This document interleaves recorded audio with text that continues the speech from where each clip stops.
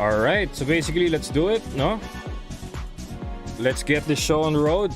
So, yeah, PC Batch 1, let's do this.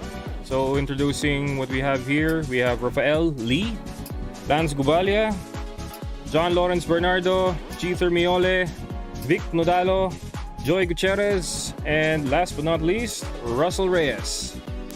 All right, so we're gonna be doing this. Group A in Scotland. Gentlemen, good luck. Let's do this, guys. Let's go. And remember to our audience that our competitors have to be using the same car as they qualified in.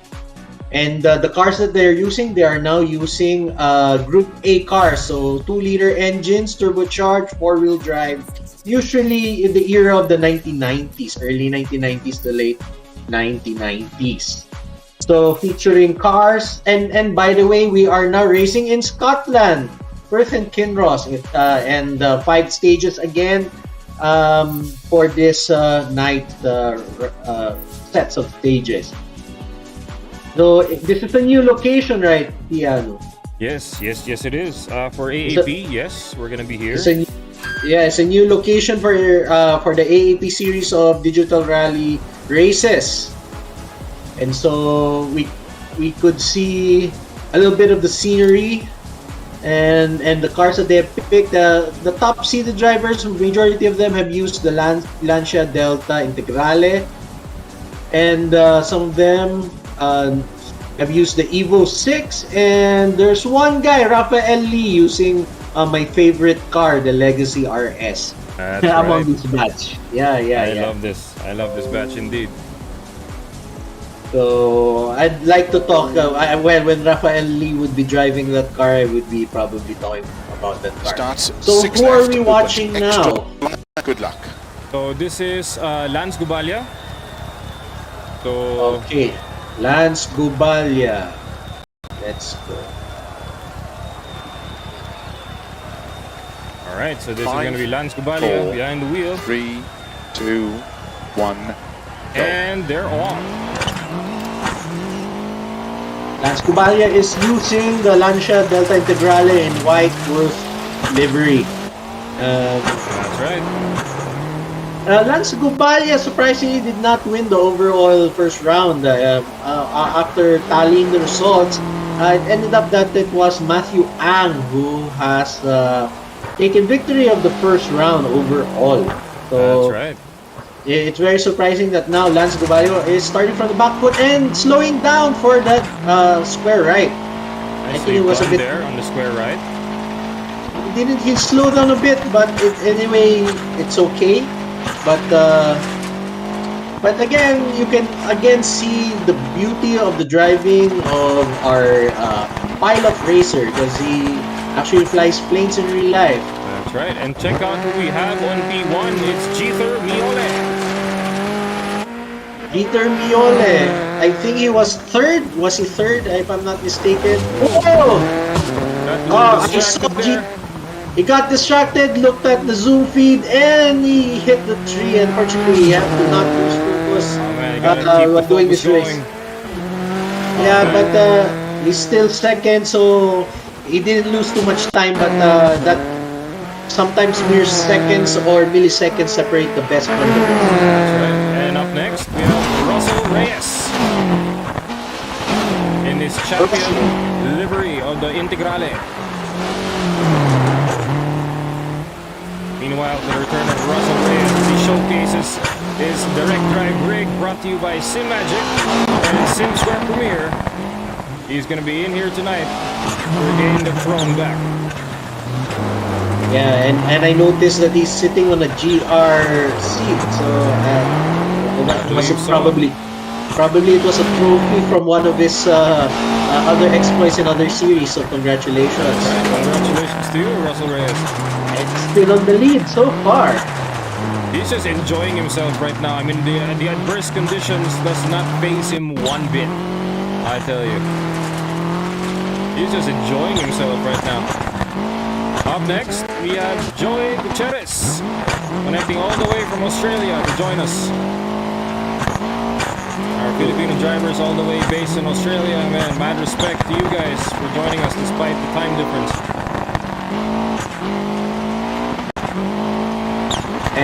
Is he part of Hold My Beer, no? Or those are the Yes, he is. Part of Hold My Beer racing team. So yeah, they compete as one team. Again, with the Integrale, I guess this is the safe choice. I think, if I'm not mistaken, this car goes so fast on a straight line. That's right. Meanwhile, Russell Reyes across the line, followed closely by G. Miole, and followed closely by Lance Gubalia. And now for Joey Gutierrez on the square left, really not letting it go. Joey Gutierrez across the line, followed closely by John Lawrence Bernardo, and now Rafael Lee nursing a rear right flat tire on that legacy right there. Oh, already a flat so early. That is gonna be a major disadvantage. It's hopefully, too bad that some spare tires. He's not taking spare. Modalo across the line. And there you have it. Russell Reyes at 303.72. Jeter Miole at 305.95. Lance Gubalia at 309.79. Joey Gutierrez at 321.87. John Lawrence Bernardo at 322.39. Vic Nodalo at 336.24. And Rafael Lee at 341.77. Alright, there are the split times. And here are some stage notes. Absolutely no damage whatsoever for Russell Reyes and Joey Gutierrez. Man, this is turning out to be quite an interesting battle of high flying and really flat out displays right here, Kuya Jahan. Yeah, people, the top seated drivers making rare mistakes or not so rare mistakes nowadays. So, I don't know. It's probably the nerves getting to them. Yep. Some of the guys are actually pretty nervous.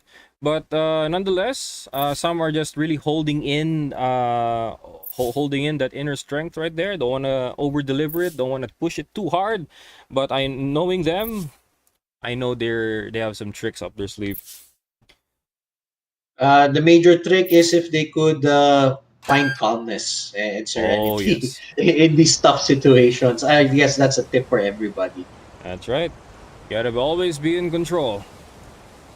So, that's right. Starts at 100, 6 left of a small crest. Good luck. All right, now for Lance Gubalia welcoming SS2 now on a wet stage right here. It's not going to be raining, but I'd rather the guys would use the wet conditions to their advantage. Gives them a little bit more grip. 4, 3, 2, but only on the 1, stretch. go. And they're off. Lance Gubalia starts SS2. Again, this Lancia Integrale is really a rocket ship. They must have found They found a lot of Italian forces in this four-wheel drive 5-door hatchback. That's right. This is the fastest car in this selection of cars. But it's a bit hard to drive, maybe because of the speed, maybe because of the understeer. Would you say, that this is the light? Would you say that this is the lightest car in the Group A cars? Or no? I did not check the specs. I don't want to comment on that one, but definitely it's the almost fast one in the straight line. Meanwhile, Jeter Miole, as he cruises on second place, just right behind Lance Gubalia there. Jeter Miole using the Evo 6, which was a car that he qualified in and yet regretted picking. He wanted to swap cars. Unfortunately, if you swap cars, you would be meted a 5-minute penalty on your time. So you have to grin and bear it. But the Evo 6 is no slouch by itself. It's an easy car to drive, a bit understeery but not so slow, considering. So let him adjust. Meanwhile, for Russell Reyes, though, man, really nice going cut. all out there. Nice cut on that long left-hander.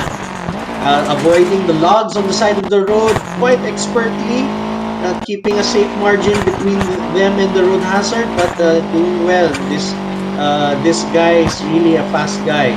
Absolutely. But Lance Gubalia is on the lead so far. Meanwhile, for Joey Gutierrez, though, He's just finding a way just to keep up with Jeter Miole right there.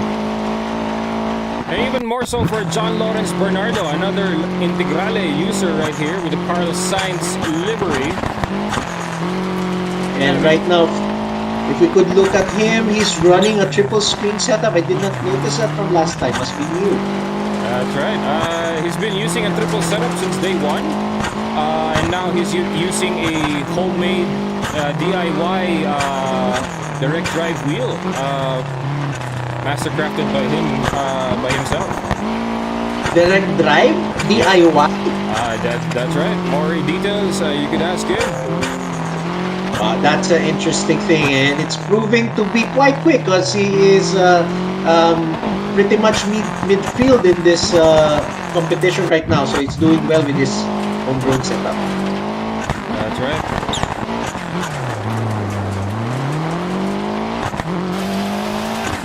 And Russell Reyes already in the final sector in the lead. Whoa! Whoa! What was that? Fell off from Q. Oh, his lead has lost. It's gone out. Lance Cubaya again retakes it.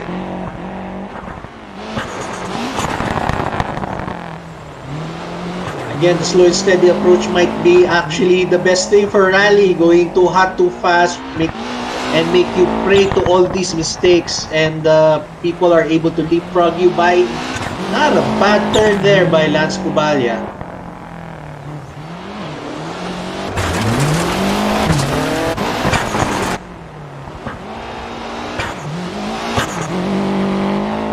And Joey Gutierrez also about to finish in a while, followed by John Lawrence Bernardo. Oh, and there it is. Lance Gubalya at 328 at 338.49, Jeter Miole at 340.50, Russell Reyes at 343.84, Joey Gutierrez at 350.67, Vic Nodalo at 358.27, John Lawrence Bernardo 358.36, and Rafael Lee at 358.53. All right. Okay. Not so bad from these guys. Actually, I'm quite surprised so far. Well, it's just 2 stages, but we don't know who's gonna turn up leading us so far. It's topsy-turvy right now between Lance Cubaya, Russell Reyes, and Jeter Miole. So it's very interesting race so far, but we have 3 more stages to go. That's right.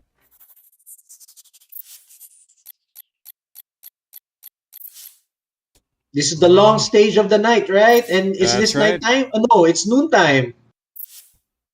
And the stream disconnected again. Oh, man. Ay, ganon. Okay. Yeah. Ay, nako. What Pero is... the race is going on, no? The race Do we is have the record? race is going on, but I'm videoing it on my phone right now. Oh my Ay, okay. God, what is Sige, going tuloy mo lang. on? What is going Sige. on? Seriously. Wala man akong binago dito. Internet mo lang yan. Sige, I'll do some backup also here. Yeah, actually, yung dulo lang naman kailangan ko malaman. I'll just take a picture. Sige, sige. I got naman SS1 and SS2. Oh, sige.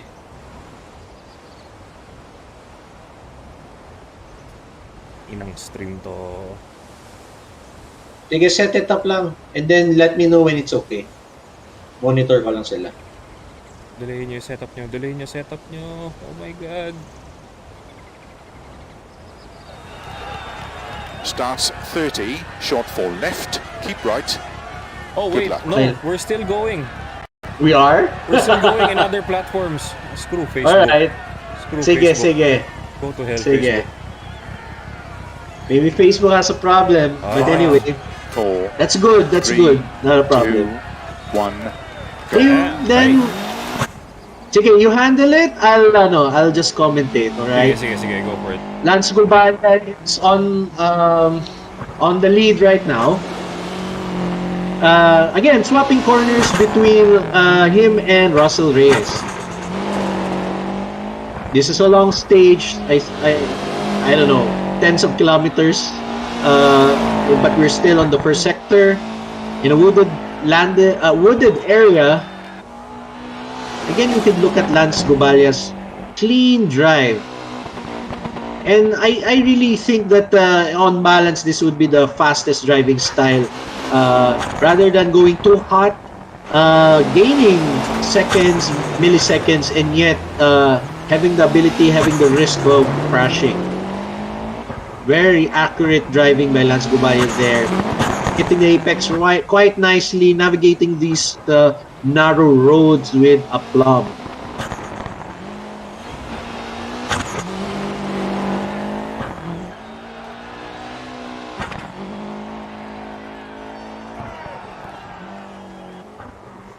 Are you able to switch, Keanu, no? Sige, later.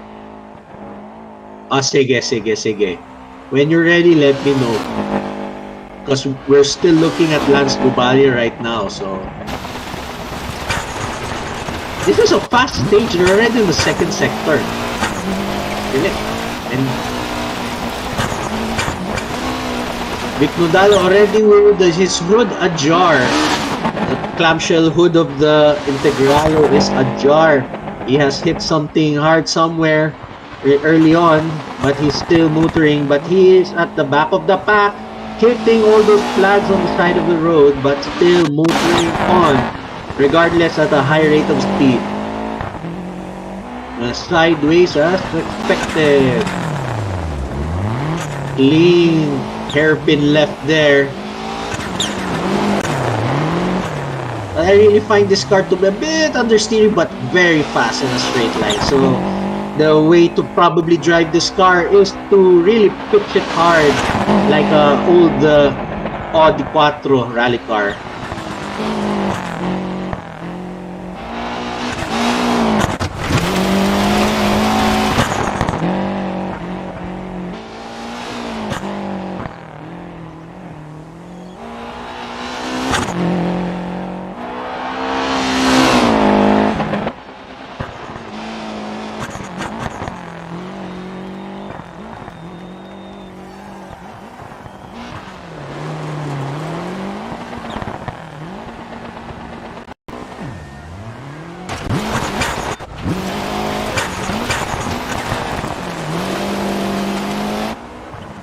Who are we watching now? John Lawrence Bernardo.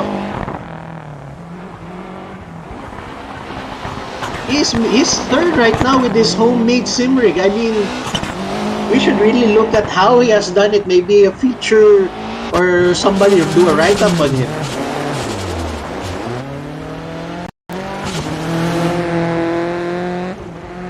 Now Gito Miole, the Evo with red.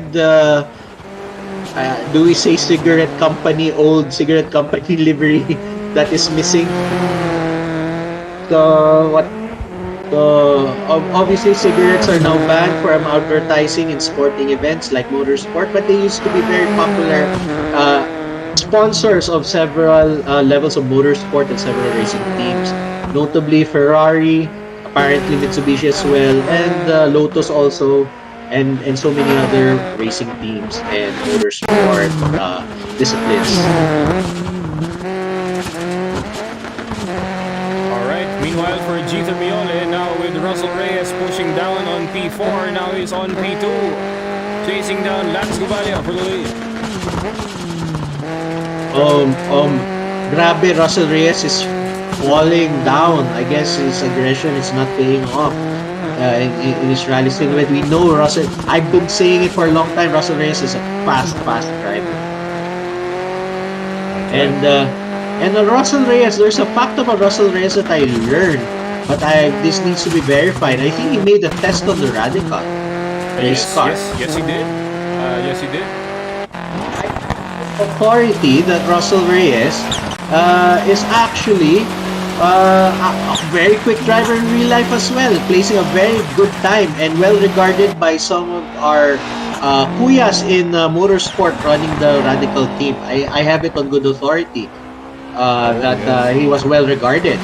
So hats off to Russell Reyes, and that you can find a way to actually race radicals or Formula V1 or any Formula local series pretty soon. That's right. All right. So meanwhile, let's head over to P1. How Lance Duvalia is doing right now. He's already in the final sector, about to finish. So again, his style may not be that quick in the long run, but I mean in the short run, but in the long run, his steady pacing is really paying dividends. And while the other guys, Jeter Miole and Russell Reyes are really very fast guns, but they're making mistakes here and there. Especially on an unforgiving course like this one, which has narrow roads and road hazards at the right and the left. Ditches, as you can see, mountain. Oh, and he finishes also, as I say that. That's right. And Russell Reyes across the line as well, followed closely by John Lawrence Bernardo. And across the line, followed by Joey Gutierrez, and now Vic Nodala. Oh no! Oh, they crossed the flying, even before reaching the flying finish. Oh dear lord. Yes, U-turn. I see U-turn it. U-turn it. That's a wide turn, but all right. He's still far off. He's still far off from the finish. Too bad. And you can do it. There you go. Meanwhile, with Rafael Lee. Now with some offsets on the alignment on the rear there, John. Looks like His a bad hit. His car's not straight anymore. Too bad. But it's supposed to be an easy driving car, but as it crosses the line, too bad. Alright, so Lance Gubalia at 624.08, Jeter Miole at 631.94, Russell Reyes at 635.44, John Lawrence Bernardo at 644.14, Joey Gutierrez at 645.62, Rafael Lee at 725.92, and Vic Nodalo at 809.20 with a 1-minute penalty due to a tire change. Alright, so minor body damage for pretty much everybody.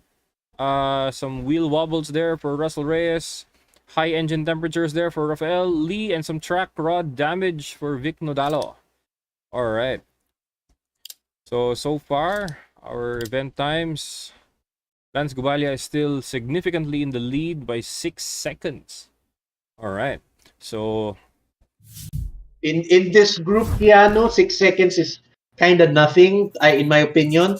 But because a lot can go wrong either way, even with Jeter Miole, so also about 4 to 6 seconds away, also from Russell Reyes.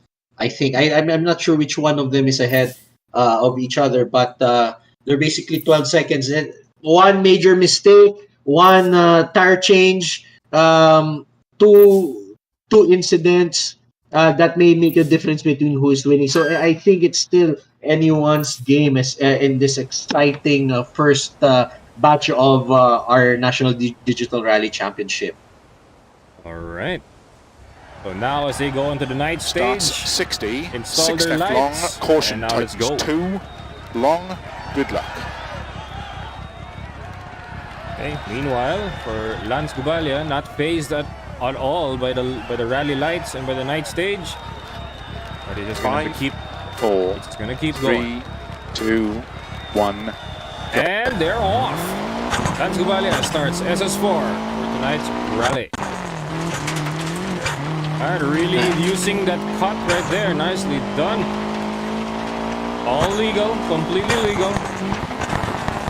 What sets legality in this game, of course, you have the steward watching the races. If you can see any noticeable cheating in either in-game or in the Zoom feed. But mostly when it comes to track limits, it's the game that automatically penalizes the players that you see on your screen right now. That's right. And up next for Russell Reyes. Russell Reyes briefly was in the lead, but by near closing the end of the first sector. He is trailing slightly behind, but not so far off between them. That's right. Whoa! That was risky right there. He was peg-legging that rear end wheel, so not so bad. Not bad. Not bad at all. But you can see him taking more risk, being too much on the off side of the road, with minimal grip on the grass. But he's still hanging on, so I guess Really he has to. maximizing every inch of that track. Meanwhile, let's check on Vic Nadalo on P6 as he is chasing down John Lawrence Bernardo for P5. Vic is basically nursing his car. His car's a letter C right now, unfortunately. Oh, Or letter V for Vic Nadalo. So, unfortunately, has to nurse it until the end of this stage where they could go for service. That's right.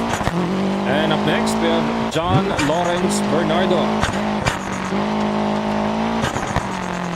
And the challenge is actually being consistent here, but you're right there, good John. The setup makes a whole difference. No, well, the thing is, I'm just amazed that a homebrew concoction that he's doing is able to keep up with all the top brands. So I'd really like to know more about his setup. So hopefully, then maybe I'll chat with him one of these days, and just for curiosity's sake. That's right. But he's solidly in the midfield with his homebrew setup, so not bad. Not bad at all. Meanwhile, for Joey Gutierrez in the Black Beauty Integrale. Joey Gutierrez joining us all the way from Australia. Yeah, he's also wearing all black, also matching the livery of his car. Oh, no! Oh, okay. That's minor. That's minor is get it. They must not get it. Also in Australia. Alright. Meanwhile, Lance Gubalia drops down to P4, putting Jeter Miole on P2, with Russell Reyes taking P1. And the interesting turn of events right here, good John. Just like that, things could change. Yeah, like what I said. So we still don't know who's gonna end up on the top. And in races like this, anything can happen. And meanwhile, for Russell Reyes across the line, followed closely by Jeter Miole, followed closely by Joey Gutierrez. And Lance Gubalia nursing a crash on the left side across the line as well, followed closely by John Lawrence Bernardo and Vic Nadalo. And meanwhile, for Rafael Lee, nursing a Subaru Legacy across the stages of Scotland. This is a nice car to drive, but he's struggling, probably because of the pressures. Cross the line. Meanwhile, for Russell Reyes at 333.70, Jeter Miole at 336.69. Ooh, nice. Joey Gutierrez at 343.12, Lance Gubalia at 346.35, John Lawrence Bernardo at 350.22, Vic Nadalo at 355.56, and Rafael Lee at 412.19.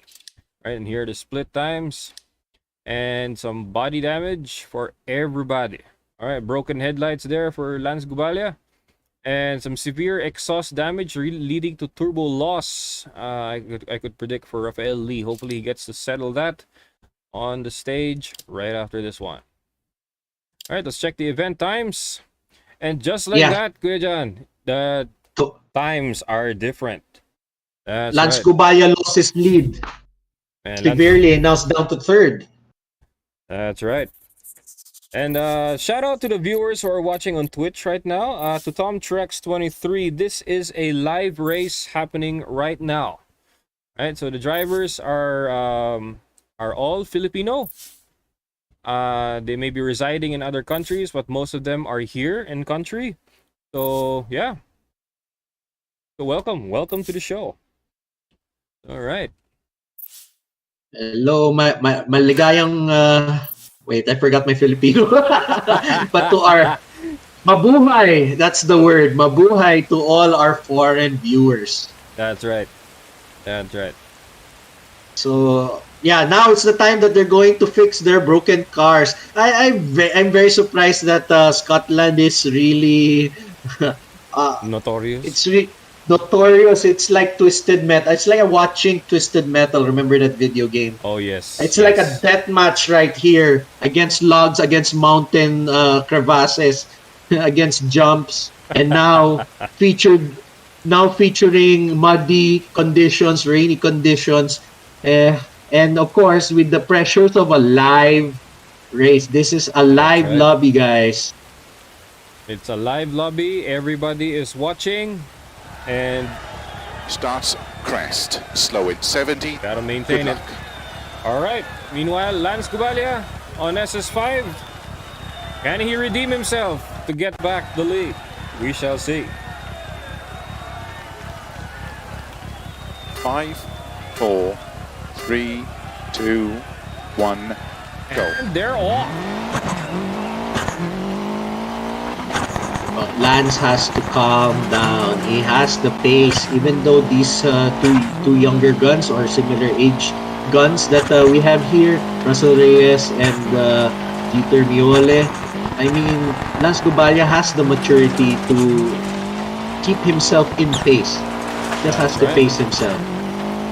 And he's still driving well, but making rare mistakes. Hopefully, he has deactivated the ticker. That because usually when you drive this game, you have the ticker on the left. You can see now as you speak. Usually it's off for him, but meanwhile for Russell Reyes, he trails ahead of Lance Gubalia by just half a second. So yeah, pretty much anything can happen there. Oh, riding the walls right there. You gotta take it easy there, Russell Reyes.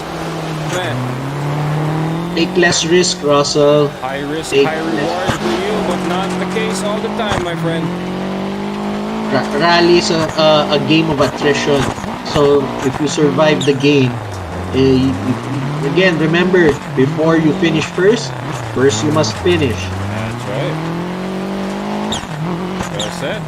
Meanwhile, for P3, Dieter Miole, there is practically no gap between him and Lance Gubalia. Man, talk about pressure and the exchange of skill right there.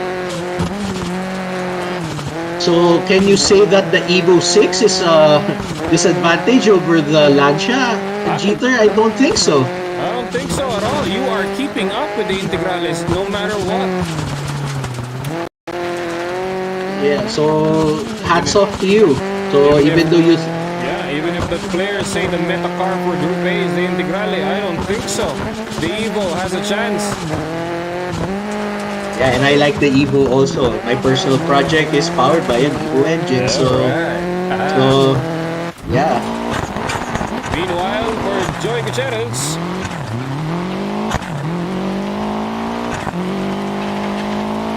already you could already see two groups right now in this third sector separated. So the top three guys are still battling it out, and leading the second match is Joey Gutierrez. So he's still doing well, all the way from Australia. but check out what we have right here on the lead, guys.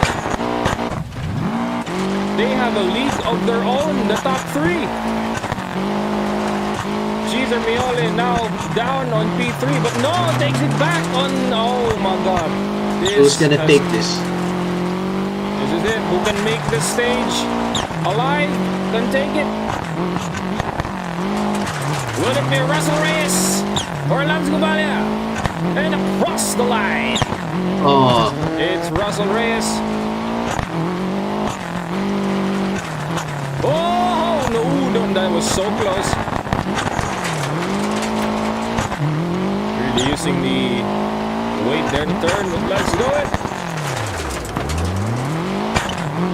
Man, you gotta work around with the car that bumps down like this. yeah, this car has so much boost with the big turbo. That's right. For Russell Reyes at 307.39, Lance Gubalia at 309. 3.31, G. Thermiole at 310.08, Joy Gutierrez at 323.11, Rafael Lee at 330.01, John Lawrence Bernardo at 330.02, Vic Nodalo at 335.56. All right, no damage for top 4 and John Lawrence Bernardo. All right, and now for the event times, and there you have it. Russell Reyes takes home the PC Batch 1 lead. By 1 second. By 1 second? Oh, dear God, that is fast. And you guys are in impasse. I'm telling you, very small margins, right? Yep, that's right. Very, very small margins indeed. All right, now as we transition to the PS4 batch, but before that, we're going to be going through this one.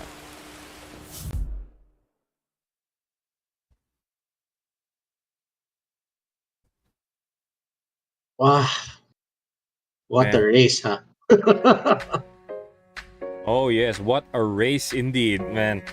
A lot of things transpired between the drivers, but wow, I'm currently lost for words on what just happened earlier.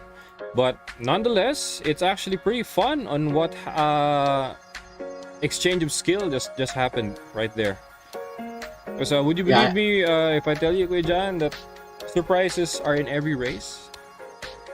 Well, in our first round, I was shocked also by the entry of our newcomer Matthew Ang, the PS4 batch. So that was my shocker for last time. This time, it is such a close match. I was under the impression that Lance Gubalio will again show his dominance over everybody, but I guess everyone is keeping up with the pace of Lance Gubalio and even exceeding it at times. And Lance Gubalio making mistakes, G. Termiole also making mistakes, and Russell Reyes making high-risk maneuvers and making mistakes. And given those unknowable things, in the end, these two, Jeter and Russell, were only separated by one second. So isn't that fantastic? It's very interesting to see this close match, and also the rest of our group. Also, Joey Gutierrez from Australia, and of course, seeing Vic Nodalo leveling up from the second PC batch to the first. Rafael Lee as well. Rafael Lee was driving probably a slow car, but it's actually an easy to drive car. So I guess also mistakes early on. Honestly, everyone made mistakes. But the thing is, when you make a mistake so early on, it's kind of hard to recover, especially as the stages become progressively harder and the pressure constantly builds. So, unfortunately, that's the result of everybody. But I don't know. I was entertained. Unfortunate for them, very fortunate for us viewers. That's right. They really know how to put on a show there, John. And basically, they just drive to their heart's content. And unleashing every fantasy you want to do out of a rally car in one game that you can absolutely do anything to enjoy yourself. So, yeah. Even despite the grueling stage and the adverse conditions, they actually brought out some good results, right? So, yeah, even for Group A, actually, in your opinion, Kuya Jan, what do you think was the tough part in this challenge? The track or the car? Don't say both. Well, dude, the first round, the car, it's definitely the car. Everyone's running rear-wheel drive, or what I say, wrong-wheel drive. So, last round, it was honestly, it was both also, but Finland was very forgiving because it was wide. Even though it had a lot of jumps, it was wide. Scotland was tight and a lot of road hazards. It's actually, I would say, in this case, it would be the course that would be the more difficult factor, because four-wheel drive is relatively easy, even though it's a bit understeery for these guys with the front engine, then the transverse engine, the layouts with four-wheel drive systems in place. The Subaru is actually quite easy because of it. It kind of drives like a rear-wheel drive at times, and yet you have the traction of all-wheel drive. So it's less understeery than, let's say, the Evo or the Lancia that we've seen right now with this batch. So definitely it's the course that is catching everybody out. That's right. It's definitely the course that actually is the tough part. But I don't know if we were mentioning before that consistency as well was the name of the game. So Yeah, but apparently it wasn't enough for Lance Gubaya. He was the more sedate driver, showing his polished driving, less risk driving usually. But well, we didn't catch it on stream. What mistake he did that made him drop several places down and losing all his advantage in the earlier stages. But it just takes one mistake to screw things up. So, but that's why for the end of the stages rather, it was the young guns, Jeter Miole, Russell Reyes, Russell Reyes took it, right? If I'm not mistaken. Yes, was it Russell? yes, he did.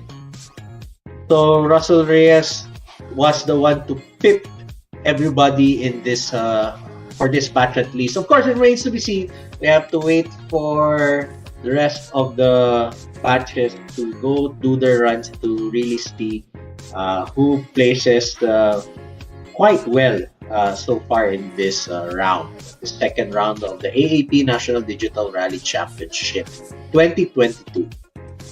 That's right.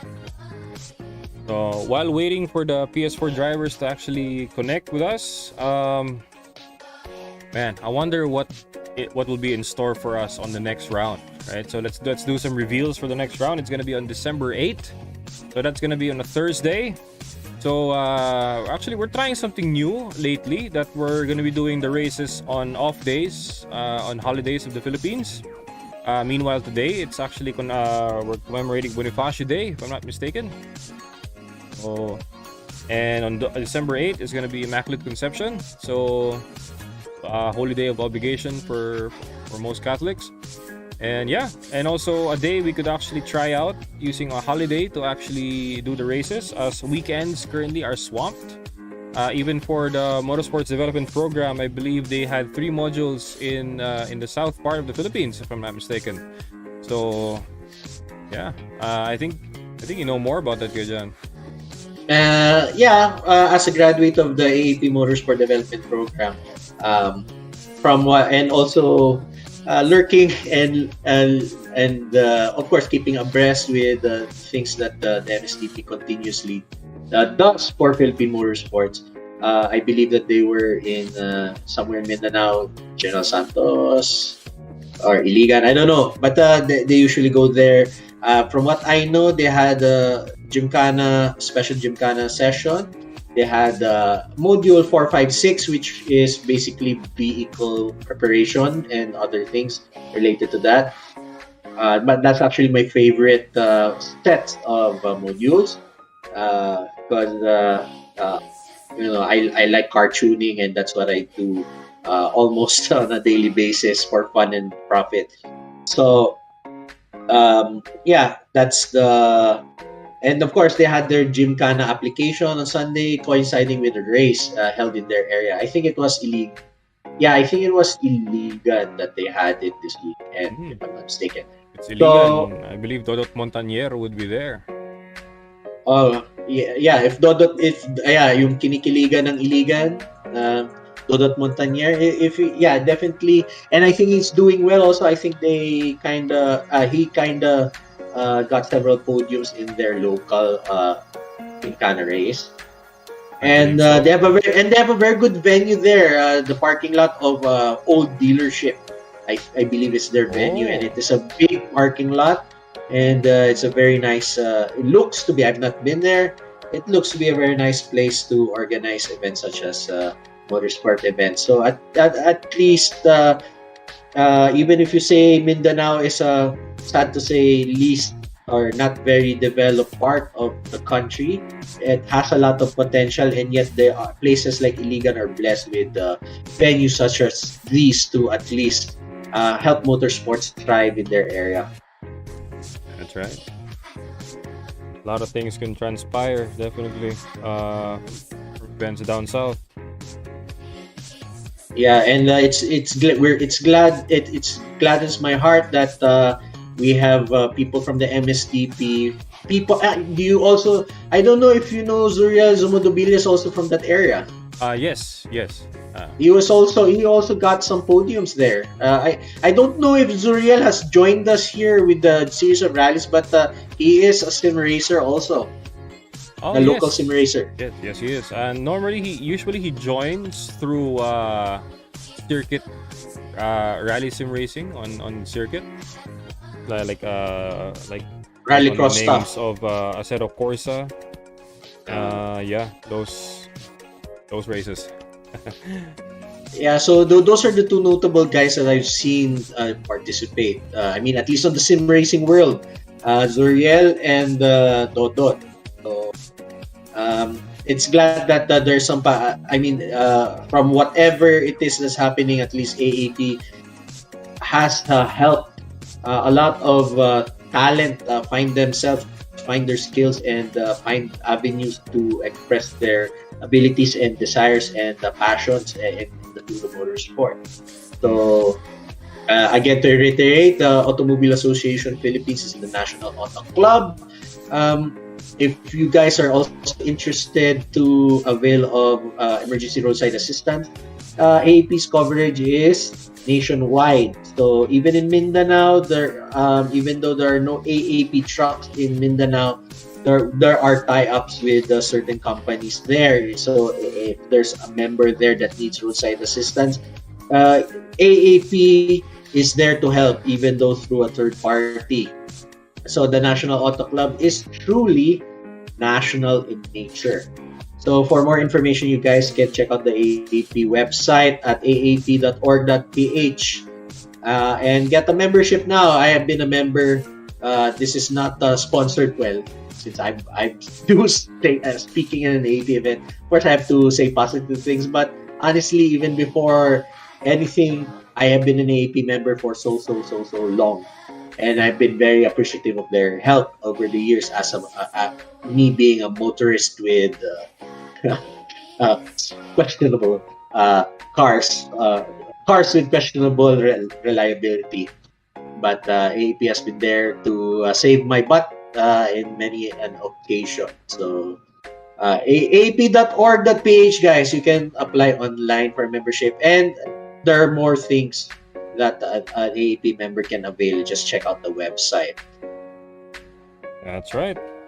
And also, guys, brought to you by the Automobile Association of the Philippines, is basically they're having a promo this week, right? So yeah, they're gonna be having a so-called week-long Sulit Sweldo sale, right? Shop from November 28 to December 2 and don't miss the chance to apply or renew your AAP membership up to 30% off. So what? Yeah. It's 30% off? Yeah, according to all of this. Yeah. That sucks. I'm renewing 2024 pa. That's right. That sucks. I can't avail of the membership, or I could if I want to renew for another 3 years. So anyway, but yeah, that's good to know that, that's why, guys, you have to grab the opportunity. That's right.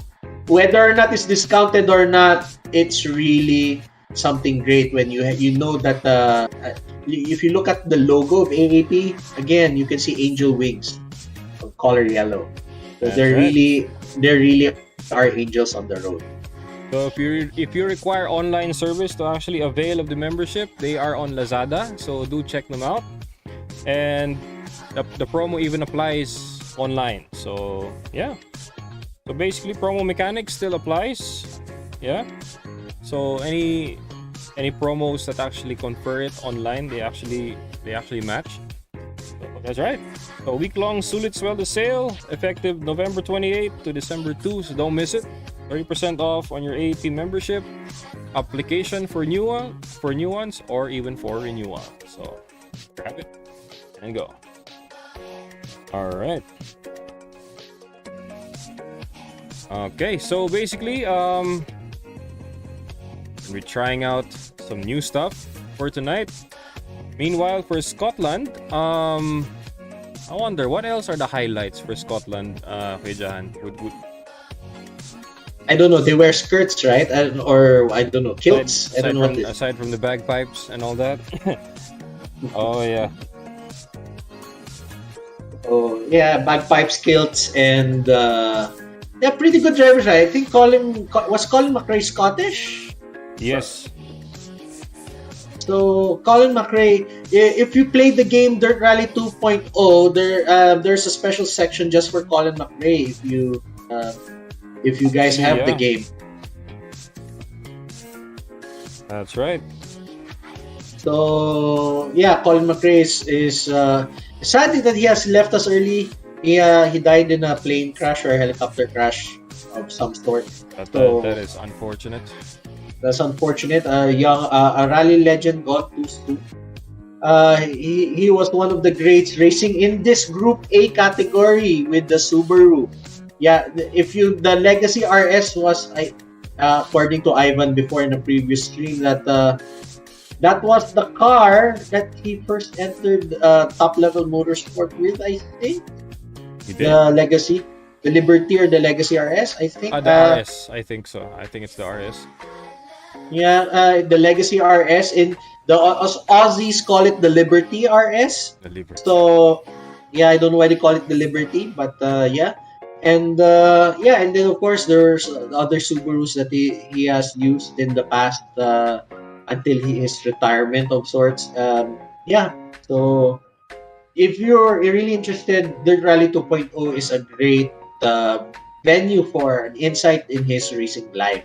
So we're not selling the game to you guys, but it's the platform that we are using. So might as well highlight it also. Might as well highlight it to you guys interested sim rally racers out there, both in the Philippines and abroad. That's right. Dirt Rally 2 brought to you by Codemasters, right? So who knows? Actually, in the near future, they're gonna be releasing another rally sim racing game. So hopefully, it will be an upgrade from what we are seeing right now for Dirt Rally 2. But yeah, imagine what a few years can change when it comes to esports and rally sim racing. Yeah, we're looking forward to it. Unfortunately, the name Dirt Rally is still in limbo or is already dropped. But let's see. But as long as they can further improve the realistic sim rally racing experience that this current game is giving us, then whatever they call it, we'll accept it. That's right. All right. So we'll be taking we'll be back to you in a minute. Will be an ad brought to you by AAP. So stay tuned, guys.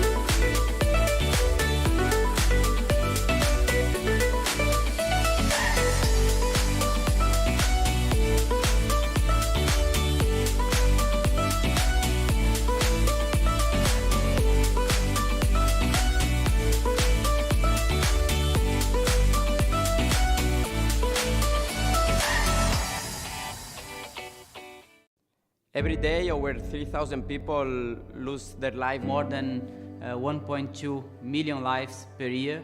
50 million more are injured. Tragically, Every single day, 500 children die on the world's roads on the way to school or just out playing with friends.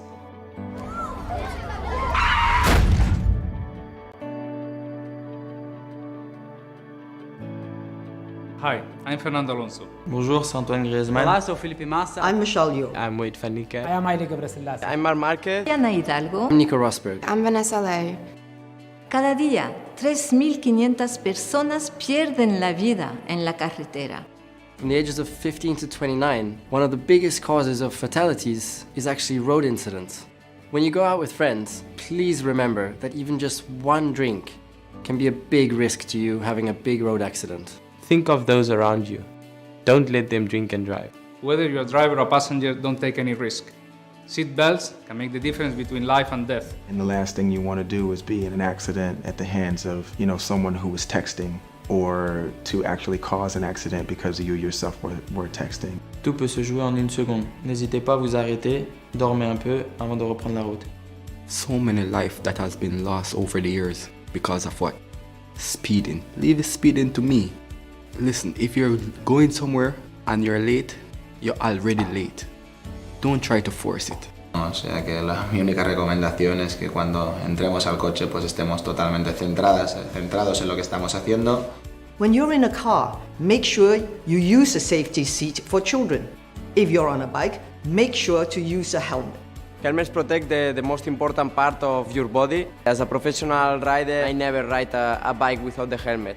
So you must to use the helmet always when you ride a bike. Well, it's so important when you listen music and when you have your mobile phone to really follow what's happening in the street, because it's so easy to maybe lose your life because you're not concentrating on the road. As a professional athlete, I can't succeed if I'm distracted, and so goes for drivers and pedestrians. So make sure to pay attention. Use pedestrian footpaths and crossing when possible. And stay visible by wearing reflective clothing. By following simple rules, you can help save your life and the lives of others. Cuento con que todos apoyen el manifiesto de la FIA para la seguridad vial mundial en fia.com.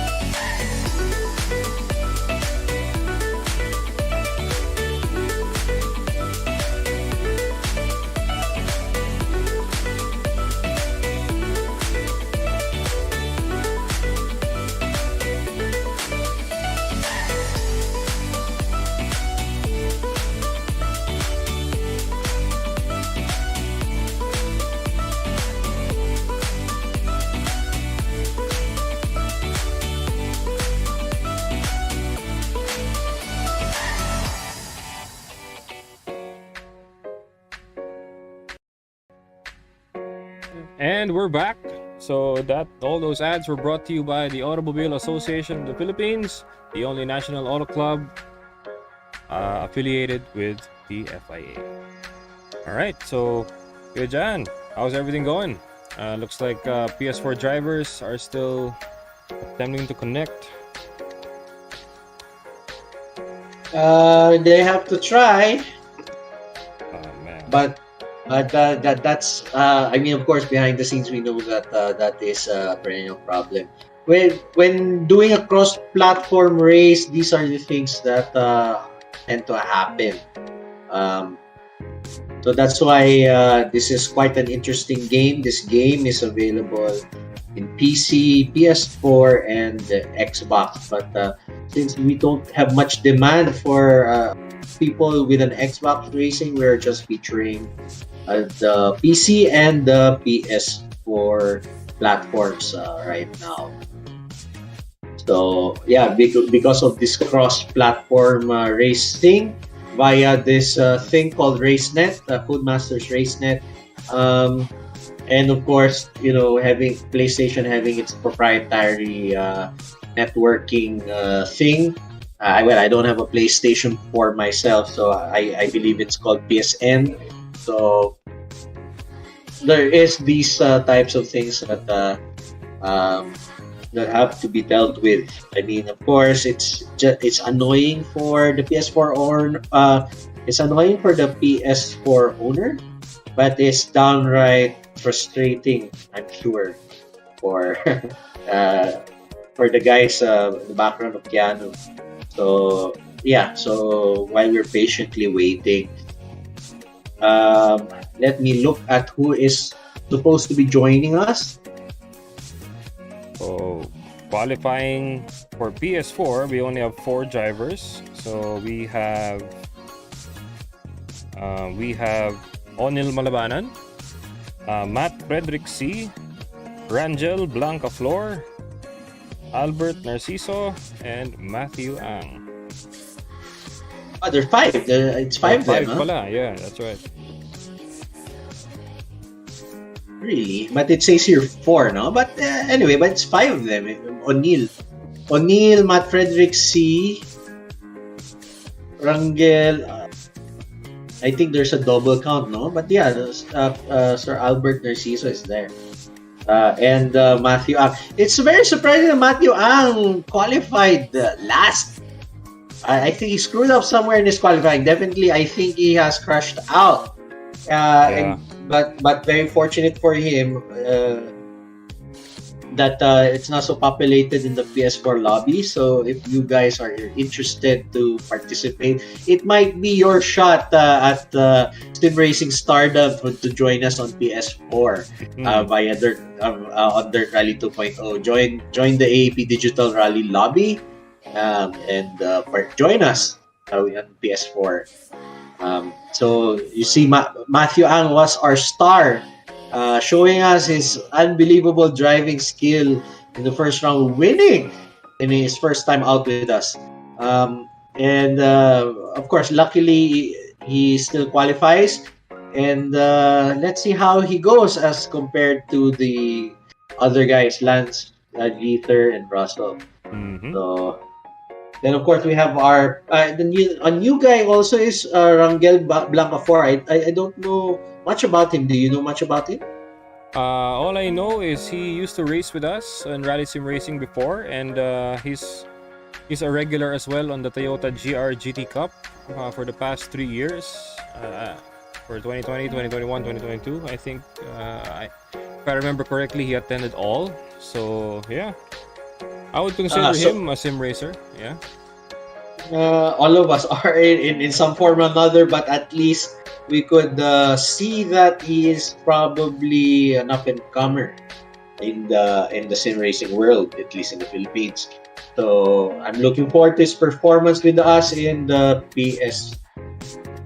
I don't know, but Rangel Blanca 4 seems to be PC. Are you sure that he's joining us? I believe he is on PS4, if I'm not mistaken. We'll be clarifying that as well. Okay. But we'll probably be seeing him at some point in this stream. But it's okay. regardless, I'm looking forward to see him, and of course the rest of the guys. Tito Albert also. I think he's our senior citizen sim racer for the night. That's right. So looking forward to seeing soon.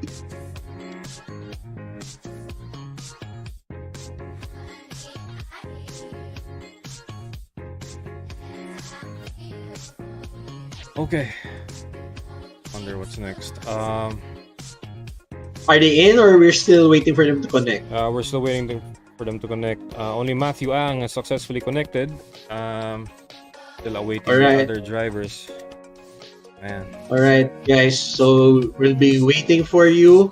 We cannot definitely start with just one guy. So try your best. From where I am right now, it's raining also. So I don't know, Kian, where you are. Is it raining hard? Yes, it is. That's why, actually, that's one of the reasons why the stream was acting up. So, and weather really has a big impact on what we're doing right now. But anyway, show must go on. But yeah. Yeah, isn't that very interesting? In real life and in digital sim racing life, it's still the real life. Rain has a huge impact on whatever we're doing. I remember a race that was canceled. We were supposed to. I was a participant in the First Step Racing Cup, and we had the leg canceled because of rain, or at least a race. It was a race that was canceled due to very strong rain. And I'm like, okay, it's raining, so it's an advantage for me, a stupid driver, to at least catch up with the fast guys. But unfortunately, it was rained out. It was cancelled. So, yeah. So in real life as well as digital sim racing life, this is why sim racing really parallels real motorsport in all its ups and in all its downs as well. Unfortunately, and unfortunately. So that's why when you say simulation racing, this is really a simulation for the real stuff. Yep. It may be at the comfort of your own home. It may be on site, no? You can, like for example, if you can bring sim racing rigs in Clark International Speedway, for example, yeah, which Toyota has done before. So yeah, it may be surreal that it's there, but at least the pressure of the drivers being with you and the mechanics of the race, it actually gets to you. And I think it's right to say, Gujan, that the pressure is very similar, if not the same, when you're behind the wheel. I'm very fortunate in my recent stints on sim racing, which is here, and also I did try out some rally racing when there was the Philippine Motorsport Expo. So all those places, it was low pressure. Who gives a damn for me? I didn't care if I won or lost. So that was low pressure. But I remember joining other leagues internationally during the height of the pandemic and trying to play and enjoy myself. I couldn't enjoy. It was stressful. I was getting ulcers. What? So, what? I was getting, but I mean, it was worse than butterflies in the stomach. But yeah, so it really paralleled my real life driving. It was tense, was nervous. I was praying towards my higher spiritual creator belief thing. So, yeah. So I'm sure these guys are also reflecting in, while awaiting connection and awaiting the start of our thing. I'm sure they are reflecting and taking the time to zero out their mind. So that's why there's a lot of parallels in this. The beauty of sim racing is I don't think you can die from this one. I hope not. Definitely. While modern motorsports, at least the four-wheeled kind is relatively safe. But this one digital motorsport sim racing is even safer. So especially during the height of the pandemic, if you guys remember that all these lockdowns worldwide, the only way to express our outlet, our love for motorsport, is to play online with our own digital rigs. So yeah, so of course the boom and the the beauty of sim racing has been exposed only during times of the pandemic. So right now the pandemic is behind us, and hopefully, I'm sure Tiano, you would be more abreast than I would, but hopefully sim racing, because of the pandemic, it has turned a new leaf, became more solid in reputation worldwide, and hopefully that solidity and great reputation and the excitement of being able to see this nationally and worldwide will resonate on everybody and make this thing,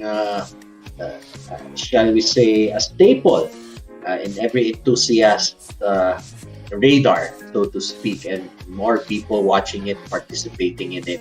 And I'm glad that the AAP, the National Auto Club of the Philippines, is part of this one. So as a proud member of the AAP, this is a great endeavor, that a visionary move by the guys. So yeah, definitely 100%. All right, so looks like we have 2 drivers in, so we are waiting for one more. But yeah, I will give you 2 minutes to do so. We have delayed long enough. All right, so all right. Yep. Yeah, and sad to say that that's the thing. I'm in real rallies also things get delayed also, to be honest. And I'm not. It's really sad to say that I wasn't able to see all the rally races of the past. Our motorsport manager and fellow commentator Ivan Isada should have been here to also tell us more about his experiences in real life rallying. But he is, of course, a national rally champion in rally. So, but I was able to attend the rally race with him, the recent one in Subic, first round of the rally sprint, and they definitely had delays there. Also, being that the guys are also rusty in organizing after 16 years, I believe, of not being able to organize races. But regardless of those minor hiccups, the race went well, I guess.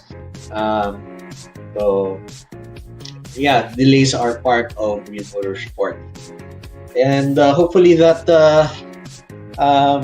again, this is a simulation for everybody. So all the frustrations on both the competitors and the organizers, that's part of the game. It's a game. It's sport. So whether digital or real, sport is sport. Events are events, and we appreciate your patience with us. And do you think are they all in, or is there still an issue? There we go. Now everybody's in. All right, let's start. Without further ado, let's start this thing. All right, so let's do it, gentlemen. Let's go. Go. So right. Joining us is that will be Matthew Ang, Onil Malabanan, and Matt Frederick C. All right.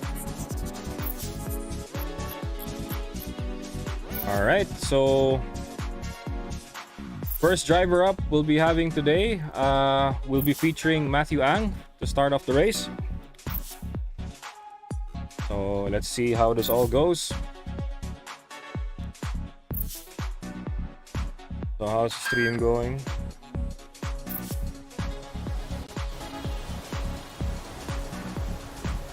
They set up, they have to pick, again, to reiterate to our audience, they have to pick the same cars that they have qualified in, otherwise they will receive penalties, 5-minute penalties. Of those basically make you already at the backpack if you receive those penalties. That's right.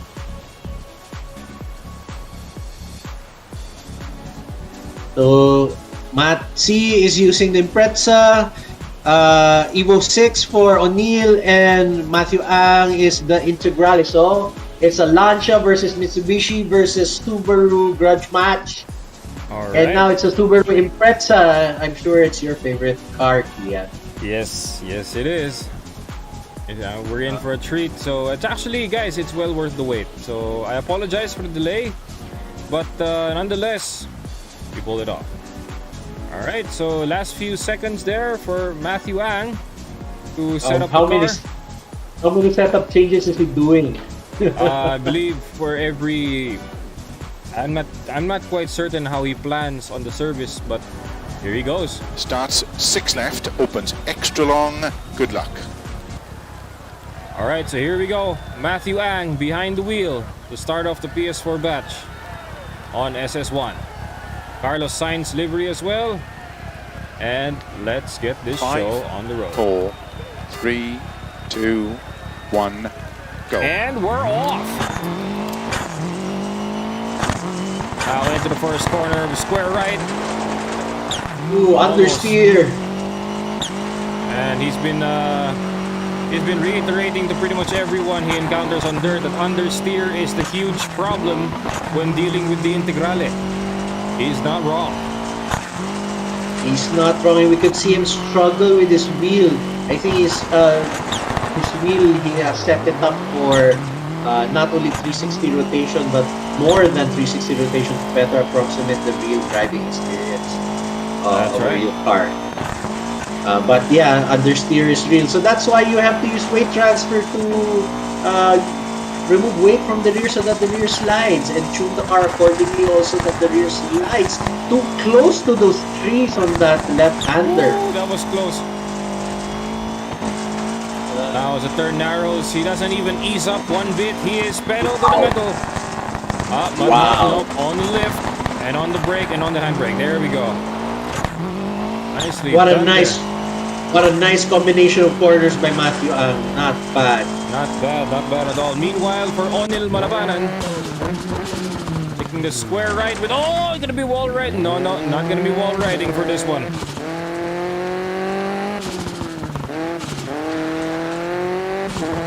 Onil Malabanan with the Evo, with the Rally Art former cigarette livery. But yeah, he's doing well with his. I think he's using a T300 with a bigger wheel. He's using a T150 with a modified wheel.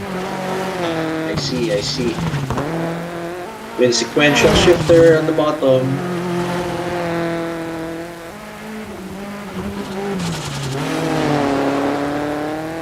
Wow, it's really majestic to see this guy, these Evos drive. You know, these are the hero cars that, you know, we have. I mean, like the Civic Type R, Impreza WRX, STI, the Evo, and speaking of Subaru.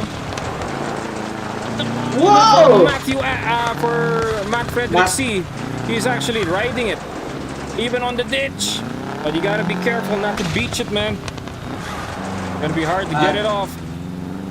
That's the opposite of the gutter technique that Takumi does. It's the opposite, so you don't do that. Not this one. Meanwhile, for Matt Frederick C, he's gonna be using a Subaru Impreza WRX with a Logitech G29 on his PS4, while his PC is under repair. Alright, not bad. Best of both worlds there for Matt Frederick C there, good job. Yeah, at least he has both units, not bad. Meanwhile, for Matthew Ang, he's just flying away. Even on the square left, he's still flat out and across the line. Even on the one right there, Onil Malabanan using the wide line to actually confirm that. Nicely done there by Onil Malabanan. Wow, Matthew Ang really almost hit the tree on the end, right? But Onil right now is driving the car quite nicely. That is smooth and cool. That's right. That's smooth and cool. Definitely. Alright, and for Onil Malabanan, across the line. Meanwhile, for Matt Frederick C, man, not much accidents there. Actually, not much damage, actually. Talk about car sympathy there. One huge improvement there for Matt Frederick C. And across the line.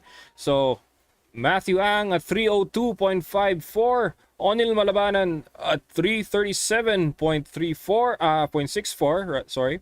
Matt Frederick C at 353.05. And check out the gap there, Kuya Jan. That is 35 seconds between P1 and P2. All right. So meanwhile, everybody has minor body damage, but we're gonna be Just but to scratch. Just but to scratch. But we will be watching this event time very closely, just to see how it fares with Russell Reyes back on batch 1.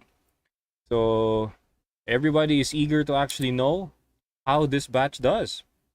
And man, the drivers are actually hot on the PS4, as they were really pushing to see how things will turn out for these guys.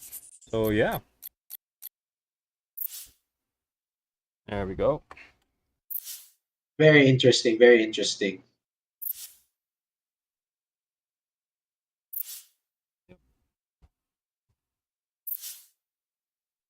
Man, okay, now as we transfer to SS2, things are gonna be A-okay.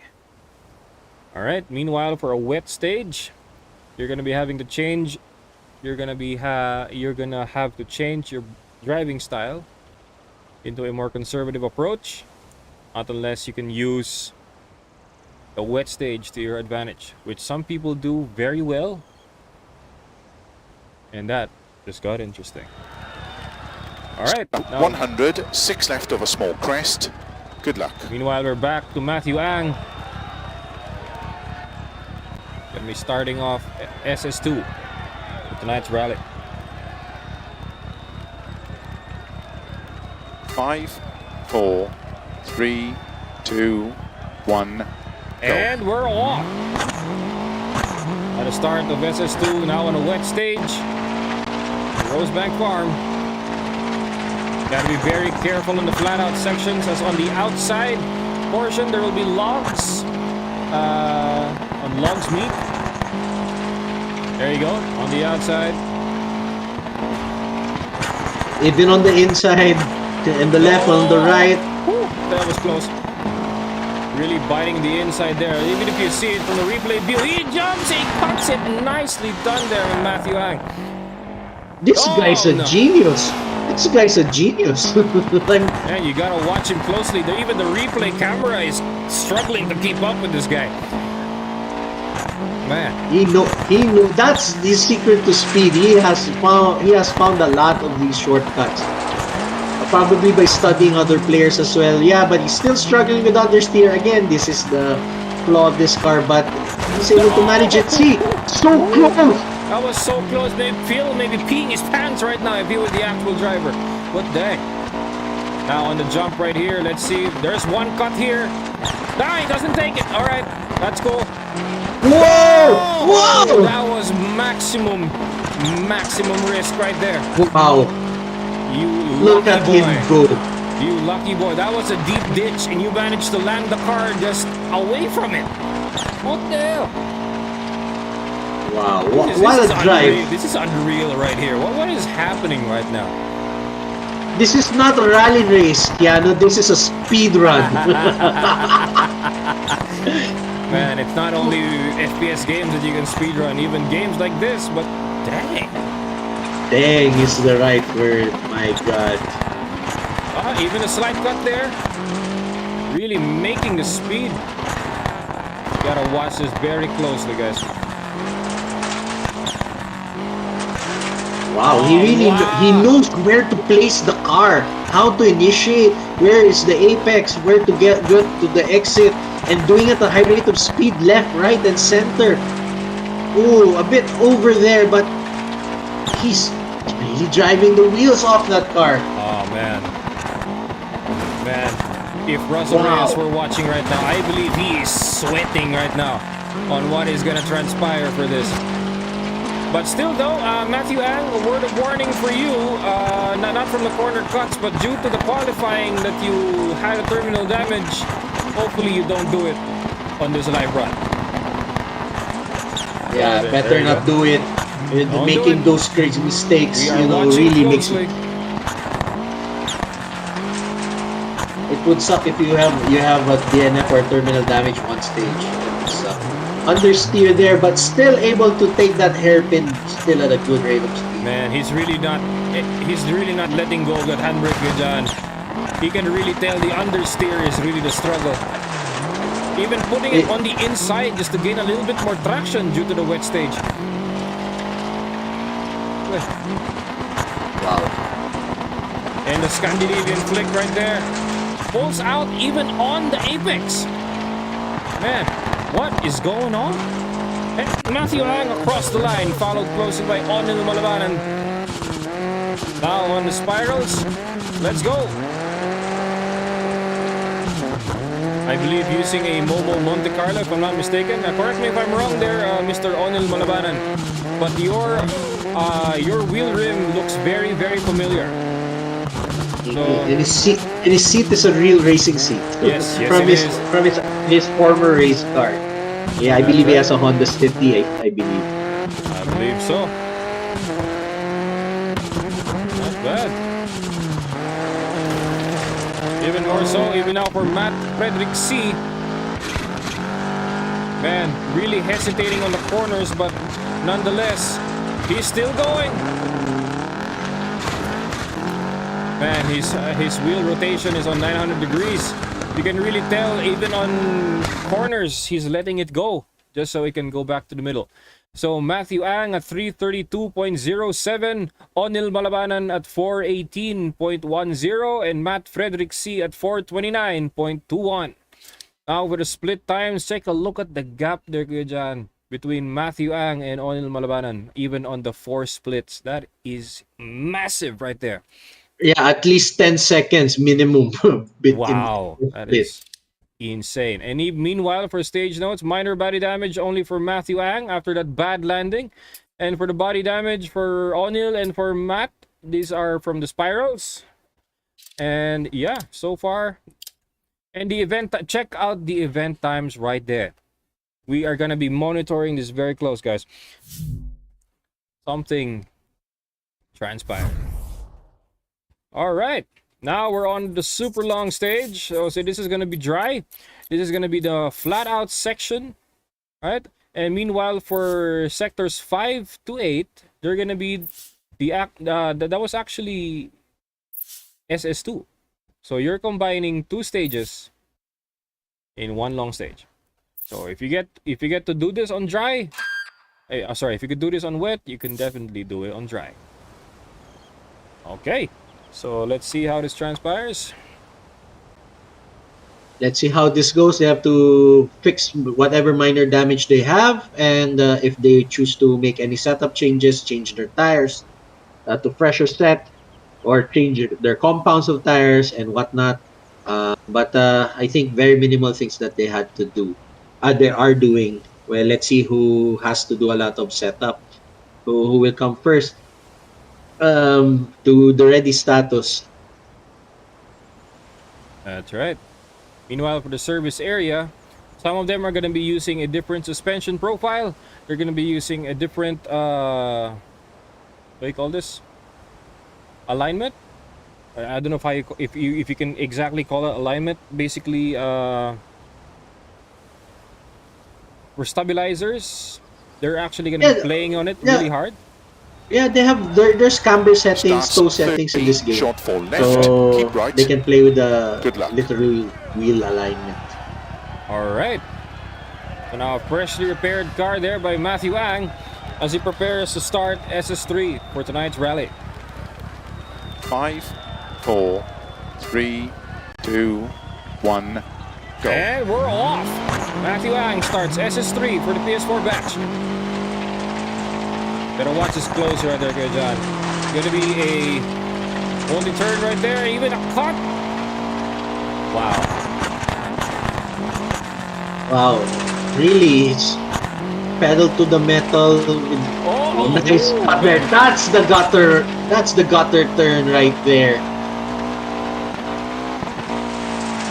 I mean, is his name Matthew Ang or Takumi Fujiwara? My God. So he's doing quite. That's so close. Wow. So close. That was too close, man. Too close right there. All right. He's using every single inch of the road, my friend. Yes, he is. And even though if you put it this way, and every inch.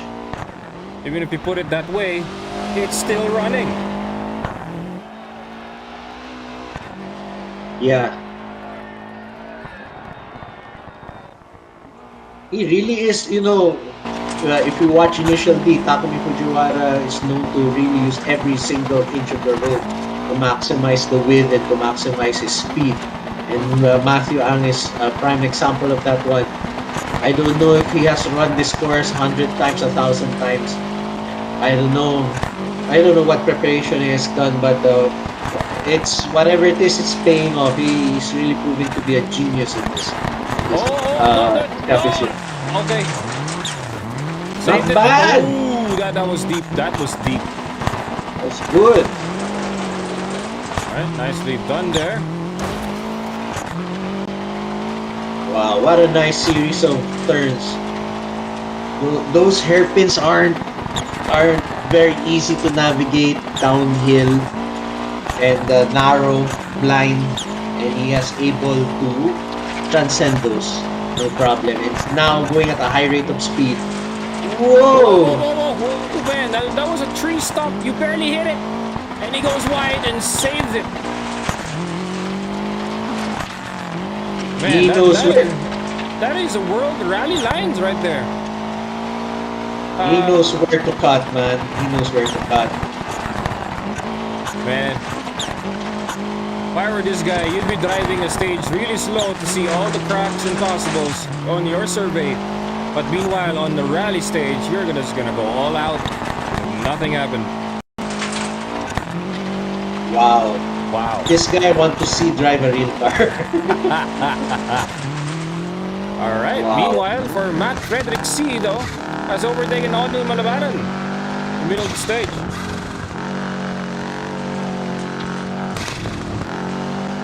Now Matt Frederick C with the Subaru. I think O'Neill must have had a problem early on. That's why he's dropping. But I believe again, so. Yeah. but again, if Matt Frederick C can continue to keep it on a steady pace, then he survives this extra long stage. Then it's gonna bode well for him. Oh, yes.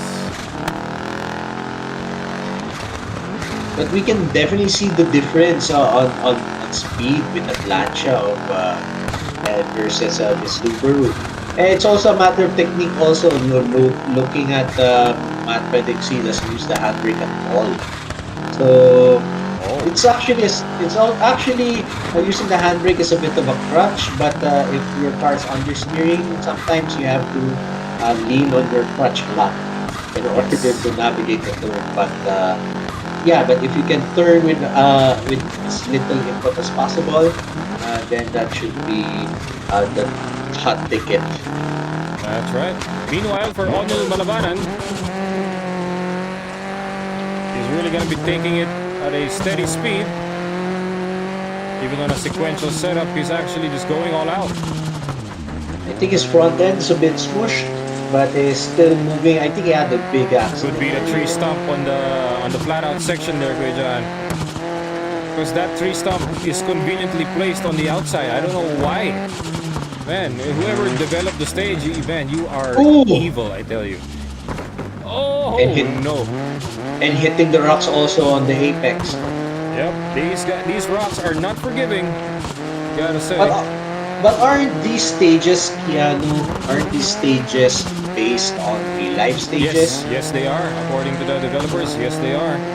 So why we cannot blame the track designer? We have to blame Mother Nature for putting that tree in the first place over there and those rocks over there. Yeah, could be both. Could be those people. Yeah, but the developers don't always conveniently erase it, right? That's right. And meanwhile, back to Matthew Ang. Again, Matthew Ang, the speedrunner. Yeah, a little accident there on Phil's door. But completely clean on his side. The navigator's expendable, huh? Oh, no. You gotta slow it down. Alright, that was close. My God, this guy is amazing to watch.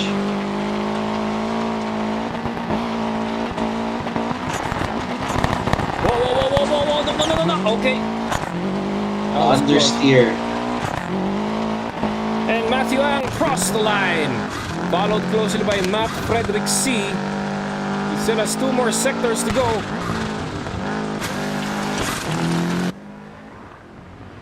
The beauty of the Subaru is definitely its longitudinal layout, symmetric all-wheel drive system. It makes it, even though it's still the engines in the front, like an Audi Quattro, it's actually quite similar to the Audi Quattro in layout, but due to the boxer layout, the engine's shorter, center of gravity is lower, the rear's kind of shifted a little bit rearward.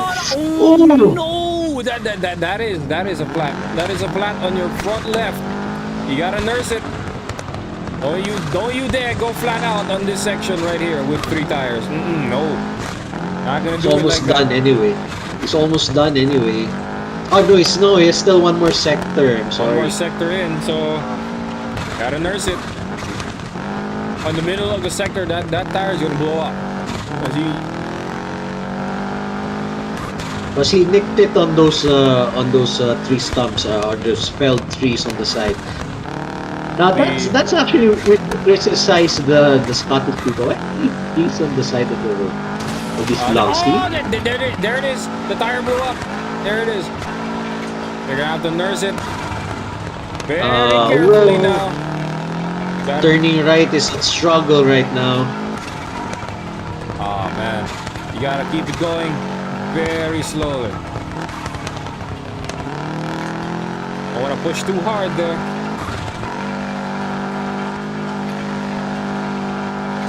Almost home. He's almost home. Almost home. Come on, take it home. There's a flying finish. No, don't drop it. Okay, there we go. Yeah, Subaru says, yes, we can. There we go. Yeah, there we go. Meanwhile, for the Evo 6 with Onil Malabanan, losing a front left fender bumper in the hood. So talk about weight reduction right there. You can see the 4G63 in all its glory. Yes, there it is. Right there. A very interesting engine, 2 liters, dual overhead cam, can rev to the moon. Oh, it's running out of time. It's running out of time. Oh, no, that is going to be a +5 penalty there for Onil Malabanan, just so he can finish. But that's all right. Not bad. Matthew Ang at 6:13.93 and Matt Frederick C at 13.29. Meanwhile, for Onil Malabanan, your time is going to be 11:13.93. All right, so we're not going to give you the full 30 minutes stage time for it. We're going to be a little bit more we're going to be giving you lightly. So light penalties for that. But that's all right. All right, so now we make our way to SS4. We're going to be on Rosebank Farm Reverse. Okay. So you're going to be going through the spirals once again. Maybe on the flat out sections, you got to be very careful. Because some of the flat out sections have blind corners. But if you manage to prepare early, you get to pull it out real fast. All right. There you have it. It's going to be on the night time, so hopefully on SS3 they were able to bring along their rally lights and install it. And right there, they're going to be using it to navigate through this dark stage once again.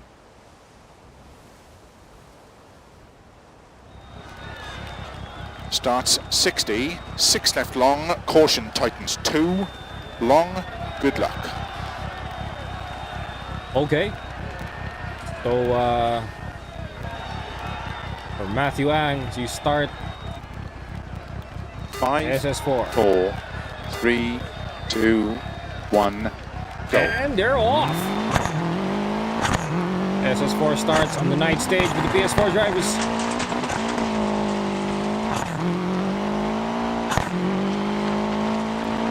It's again at night. It's tough to see where you're going, where the apex is, where's the exit of the corner, but Matthew Angst definitely knows. It seems that he has some sort of infrared vision, night vision. He can drive, still driving the wheels off that car, understeering there, and yet still bloody fast. I'm telling you. Definitely, 100%.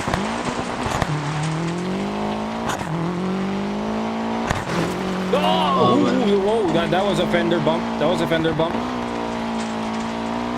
But not slowing down at all. Whoa, that was whoa, not really now. He's using every edge of the road. Right, even if it's not the road, it's actually even on the grass. He's taking it as long as the line entry is right, so he can have a nice corner exit. Yeah, as long as he doesn't lose control on the slippery grass, he can take whatever cut he wants. As long as the game allows it. Wow! Woo! All right, gotta keep it going.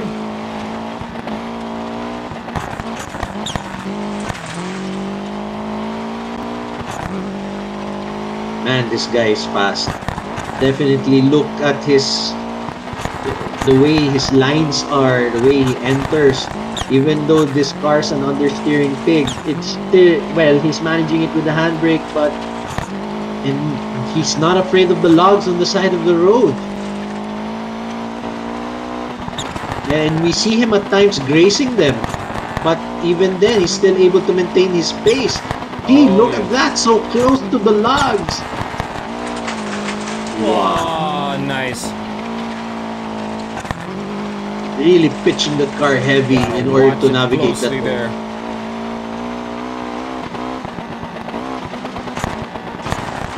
He knows the track like the back of his hand. Oh man, I am currently lost for. I don't even know what to say right now. Man, what I'm trying to say for that section already has passed long ago. Man. We have to think of more adjectives to ascribe to this wonderkind. No, that was close. My mistake, but it's okay. He still has the pace. Yep. Man, wall riding just to keep the line going. Man, that was too much actually. But that was only in sim racing, guys. There's no way you can do that in actual and still have the same result. There's no way. Yeah, I don't think you would be having the guts to do that in real life, to take all these risks. In a no-risk environment, you can take all these do these crazy moves. And Matthew Ang is exploiting that to his full advantage.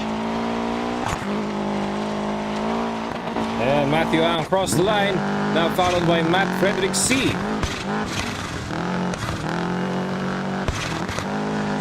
Man, even a struggle on the dark there as he lost his rally lights. Man, talk about losing the rally lights at the crucial part of the stage, man. Well, that's unfortunate, but he still has his headlights, and hopefully it is enough for him to navigate through and avoid these sets of logs that are on the side of the road. That's right. So I guess it's in the Philippines, you know, the hazards that are on the side of the road are these rice that they are drying on the side of the road, right? So apparently in this country, it's logs that they are drying on the side of the road. That's right. So yeah, so each country has its own roadside hazards.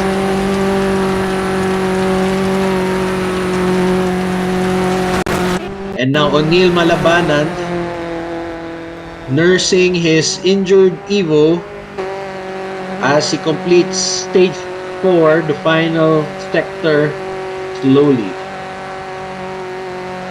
Man, he turned off his room lights just so he could see better on the dark. And talk about the realism that they want to bring out on this. He's trying to egg the car on like a go-kart jumping on his seat. Come on! You can push it! He'll make it. It's right there. Onil Malabanan across the line. Meanwhile, for Matthew Ang at 330.37, Matt Fredericksi at 426.65, and for Onil Malabanan at 511.84. All right. With some stage notes there, minor body damage, broken headlights and high engine temperature. And there you go, a blown turbo pipe and a blown radiator. Oh dear. Yep. No more oh dear. That's nasty right there. But considering the high-flying and death-defying maneuvers that Matthew Ang has been doing, he only has minor body damage. That's right. I need to meet you personally, Matthew. Dude, look at the event time is right there. It's already at 6:18.92. This is gonna be crazy. All right, now we're down to SS5. This is it. If you manage to make it, I have a feeling that the win could be yours. But can never tell. This is a one-hole stage. Anything can happen. Well, in the last round, with the last batch, right? With the last batch, at least. Right. It was a close battle with them. But of course, in this batch, it's clear that probably he can afford to even like go to sleep and he'll win this round. I mean, at least this batch. But of course, the battle is not with the batch. Matthew Ang's battle is with the rest of the group, right? So, that's right. So he still has to perform, and let us see if he could really transcend and be another to repeat his winning streak, or to have a winning streak in our little championship, our AAP National Digital Rally Championship. Okay. So O'Neill has to really pick and choose what he has to fix on his car to maximize performance, and while at the same time utilizing what limited time he has to service the car. So it's a matter of compromise for O'Neill, but hopefully the compromises are enough for him to regain the speed that the Evolution 6 is capable of. That's right. We can afford to be patient because he had a lot of body damage. In the words of this comedian in YouTube, at least he's not having emotional damage. It's body damage.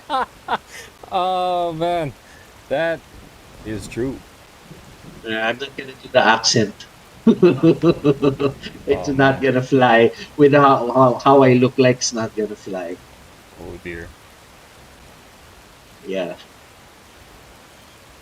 Okay. So Onil Malabanan, if you need to repair the wheel, starts do so crest. right now. Slow in 70. Good luck.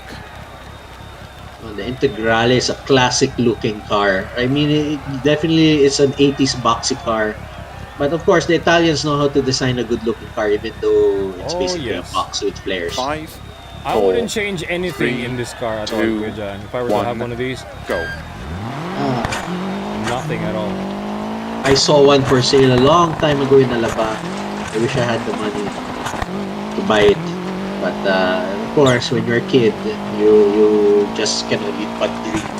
And apparently, this car is apparently fast. So, right. At least it's a blessing to have seen it in the flesh at the very least.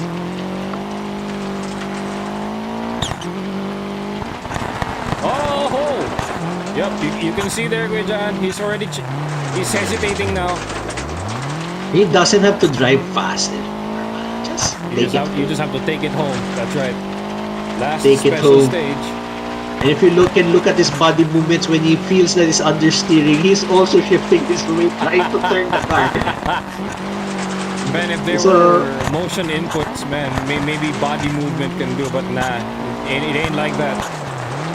I mean, that is only useful in go-karting, in such a heavy car.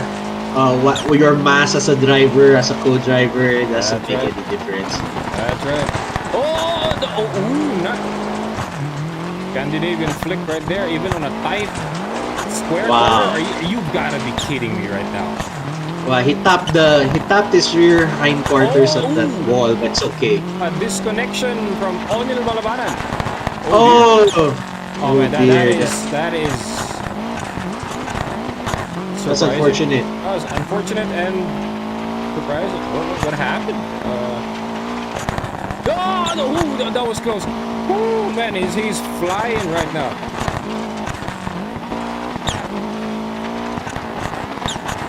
He's definitely. That was so close, man.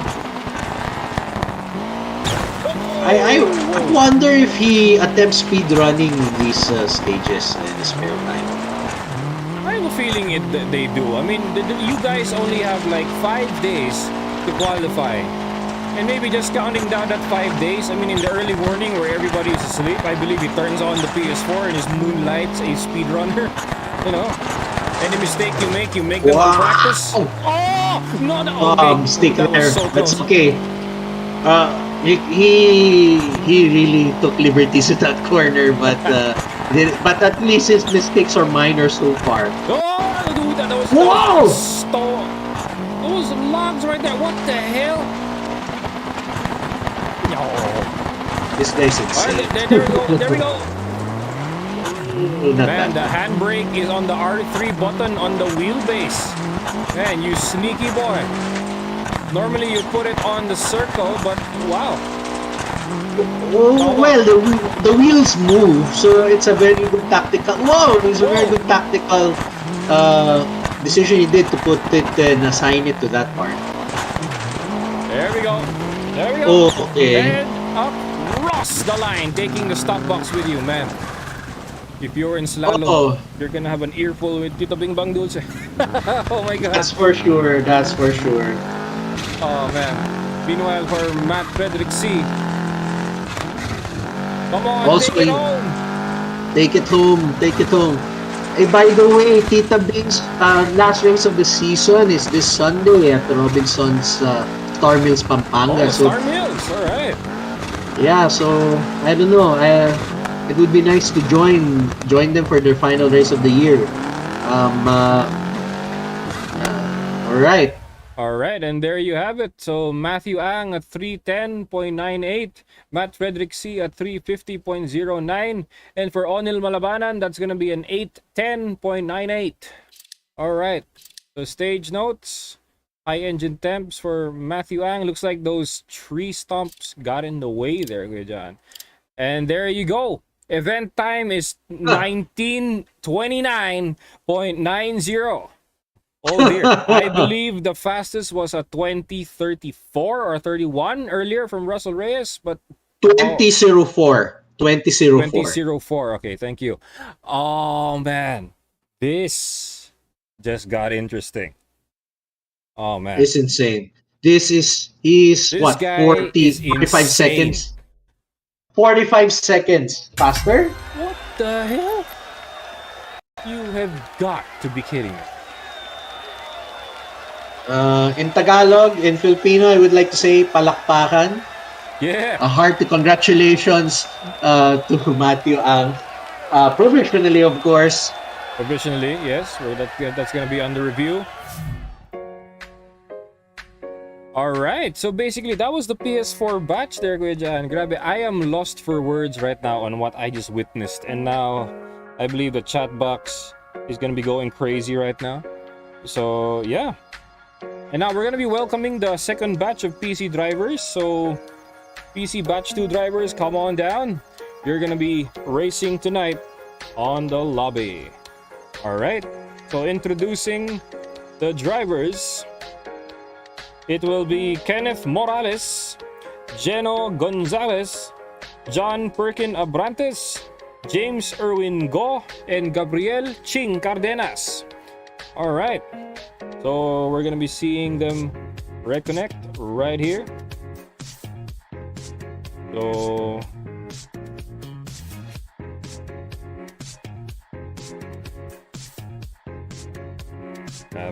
how else would you describe what happened earlier, Kuya Jan?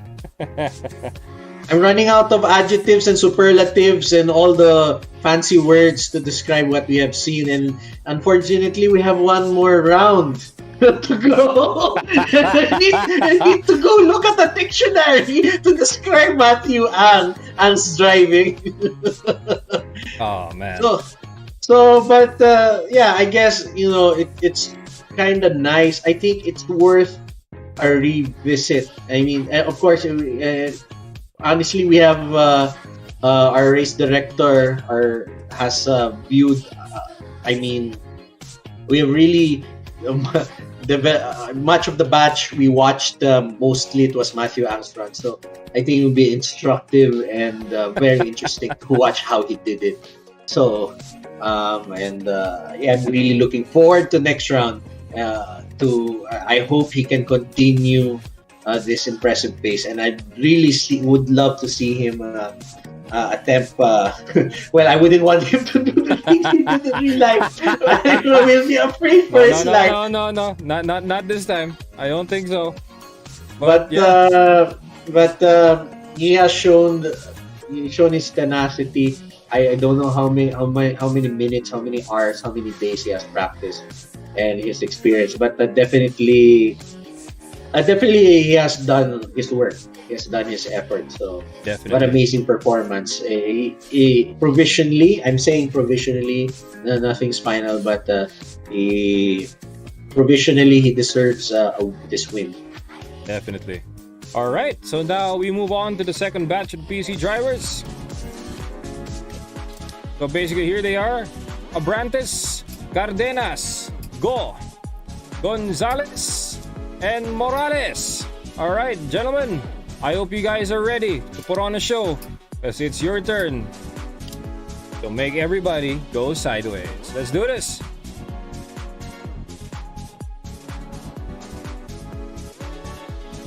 Okay, again, to reiterate, they have to choose the car that they have qualified in. So, because if you're caught using the wrong vehicle, that you haven't qualified in that vehicle, you will have 5-minute penalty. That's gonna be a huge penalty, guys. So be sure to remember what car you used in qualifying. So, yep. We had competitors join. Can we change cars? There's a 5-minute penalty, right? I wanted to suggest we'll allow you to change the car. If you use the Mini Cooper, we'll have no penalties for you. Oh man, but that's what I wanted to suggest. That was in a different class. So that's what I wanted to suggest, but of course, just. Yeah, it's all right.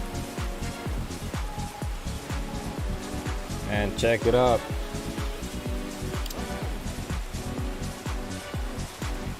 Now they're doing their initial setups for the race. Ahead, 5 rounds of Scotland. What's this? Perth Kinross, I think is the name. So, what a place! It's a beautiful place. Seemingly, I've never been to Europe. Starts 6 left, opens extra long. Good luck. So far, Scotland seems to be a very nice place to be in. Unfortunately, in this first stage, it's raining, so it's not. It's probably miserable there, at least virtually. 4, but 3, it would be nice to visit. 1, go. And there we go. Meanwhile, this is Kenneth Morales starting off SS1 for the second batch. Nicely done there. He's running the Evo 6. Very interesting, these Evos. Very interesting cars. Some hesitations and understeer leading to a slow corner exit, but that's alright. Doesn't face Kenneth Morales one bit. And again, I like his wheel. I don't know what wheel he has, but it lights up on the top. That's right. I actually have the same question. I keep forgetting to ask on the chat though, but that's alright. Check out who we have on P1. It's Gabriel Ching Cardenas. Also using the Carlos Sainz Repsol livery. That's right. He's using a Logitech of some sort. Logitech G27. And it's an old wheel, huh? It's That's still right. competitive. Old but gold. They say it's a bit notchy. Is this still gear driven? Yes, Or yes is it it is. belt? It's gear driven. So they say it's notchy in feel but still having adequate force feedback. Yes, So that's right. he's doing good. He's doing quite well with this ancient equipment. Not really ancient because there's the G25 that's older, but still pretty old. That's right. Meanwhile, take a look on P3. It's John Perkin Abrantes. Perkin is using an Xbox controller. Alright. And John Perkin Abrantes is looking like Dark Viper AU right now. That's right. And I believe he's an MSDP graduate as well, Kuya John. Could you confirm? I believe so. I forgot where he's from, but he's from Mindanao I think also. he's from Davao, if I'm not mistaken. Yeah, so of course we'll confirm with Perkins on where he is, but we know. Ooh, that was close. Yeah, it was actually, he chatted on Twitch right now saying, Mr. John Kalam, before I do the run, when can I consider myself a graduate of the MSDP? You finish all the modules. That's basically it. There you go. All the modules you have to finish. So that's the only thing. So that's how I don't know how the world will consider you, but how I consider myself is if I've done all the modules, and then that is basically means you're a graduate. But they come up with new modules also year by year. Coach Pipisada has modules on rally driving, gymkhana driving, and fuel economy. And who we have here right now? This is Geno Emil Gonzalez. Oh, with a white Subaru plane. With a hair bun like Machine Gun Kelly. So that's right. Oh, and for Gabriel Ching Cardenas. Oh, they're going wide there on the corner exit and across the line. Followed closely by John Perkin Abrantes.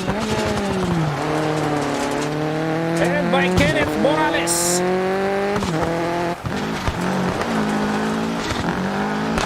And now for Jenna Gonzalez. But before across the line. Meanwhile for James Irwin Go. he's having some problems. You can see the tension in his face as he probably has a flat tire of some sort on the left side. Oh no! Ooh, that looks like an. Oh, the right side. It's a flat tire. Man. He's having difficulties right now in his slightly pinkish Subaru. I am actually amazed how he can keep it in control, and with the wheel choice that he has there, Guija, and that is a TGT2. One of the new releases of Thrustmaster. But what is his sim rig? His wheel is moving. This whole base is moving. Not sure if the bolts are going loose or maybe wherever that is attached is also moving. So I can't really tell from the video, but yes. Meanwhile, for Gabriel Ching Cardenas at 325.42, John Perkin Abrantes at 330.09, Kenneth Morales at 337.27, Geno Gonzalez at 347.24, and James Irwin Go at 455.13 with a 14-second penalty. All right, and 4 seconds as well for Geno Gonzalez for a vehicle recovery. Okay. All right, so for event times, this is the time so far. Only 5 seconds between Cardenas and Abrantes. Man, anything can happen within just a few special stages. So stay tuned, guys.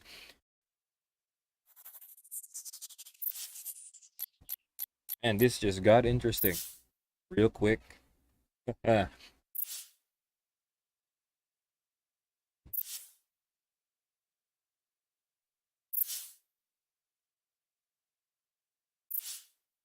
But really, all these amazing roads unpaved, and they continue to keep it unpaved.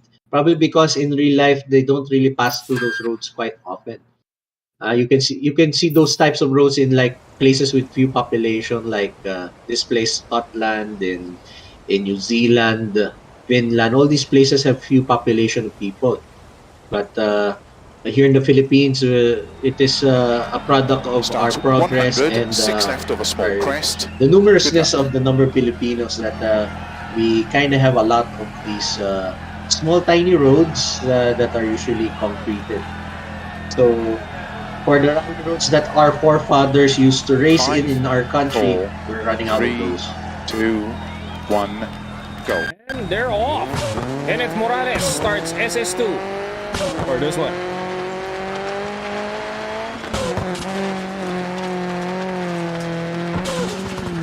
Oh! Wow! Whoa! Man, That's an exciting cut. I don't know if that was fast, but that was exciting. that was exciting. The bumper almost no clip there to the curb, but all right. Oh, it's a two-way battle now between Morales and Cardenas for P1. And check it out, Ching Cardenas.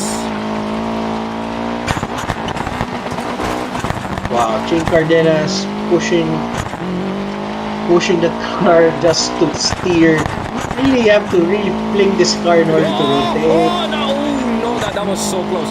Woo, man. Yeah, guys Falling are right. off there can spell instant doom. Oh man.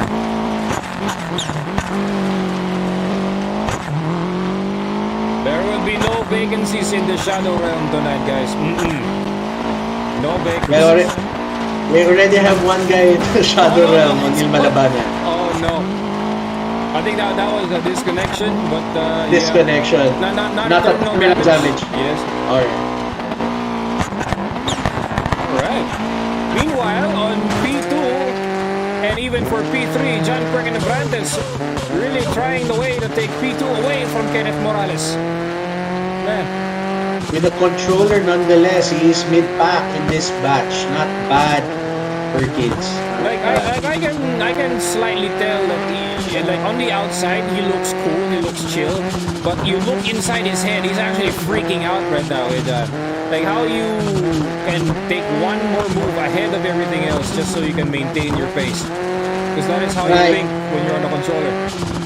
I don't know if I don't remember meeting Perkins personally. Maybe he was a finalist and I saw him at a glance, but he seems to have a positive, bubbly personality. Oh yes, yes he does. Actually, even on the last round there, Gujan, you remember the flying finish on one special stage? Yeah. Where he just rolled it and he just laughed at it. On another sim racer, other driver would go crazy if that happened to him, but not this guy. The cheery personality just goes on. Yeah, that's the ticket. You have to enjoy what we're doing. Because if you don't derive pleasure, if you only derive pleasure from the results, all we get is pressure. So having fun, that's the fun of sport. We are in sport, even though it involves cars. This is still sport. Oh no! Oh my god, that was. But Perkins still has a lead. Yeah, but he still has a lead. Man, looks like the other drivers crashed, and Ching Cardenas has to nurse a flat integrale on this wet stage. Man, that's gonna be a struggle if you're gonna take left turns, man. Oh, yeah, he would probably pirouette turning left. Yeah, he's trying to keep it straight, but meanwhile, for Geno Gonzalez, he's keeping up with Ching Cardenas just to get P3 away from him.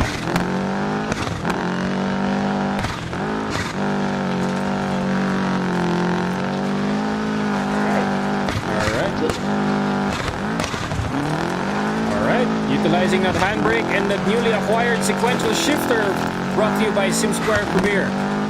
Actually, brought to you by Russell Reyes. Actually, he bought the sequential shifter that he won on the Expo. So, Geno Gonzalez is now enjoying it. So, wow. Nice buy. Nice buy right there. John Perkin-Abrantes across the line, followed closely by Kenneth Morales. And now P3 is now with Geno Gonzalez. And across the line. Meanwhile, for Ching Cardenas. Man driving in on 3 wheels, but you gotta be careful of this one. Oh, no. Come on, go. That's alright. Alright, James Irwin Go as well. Nursing a flat. That's the rear right. Is wobbling now. Across the flying finish. Yeah, be careful there. And across the line.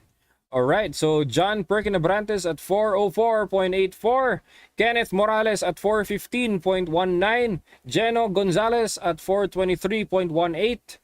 Gabriel Ching Cardenas at 4:36.92. And James Irwin Go at 5:57.63 with a 1-minute penalty due to a tire change. Alright, some wheel wobbles right there. Some exhausts have been damaged there for Cardenas, but that's alright. And here are the event times. After one stage, Kuya Jan, it's been jumbled once again. And Perkins with the controller able to muscle his way to the lead in this batch. Not bad. Not bad. Not bad at all. Whew. Nicely done there. And we're coming up with the long stage in Perth Kinross.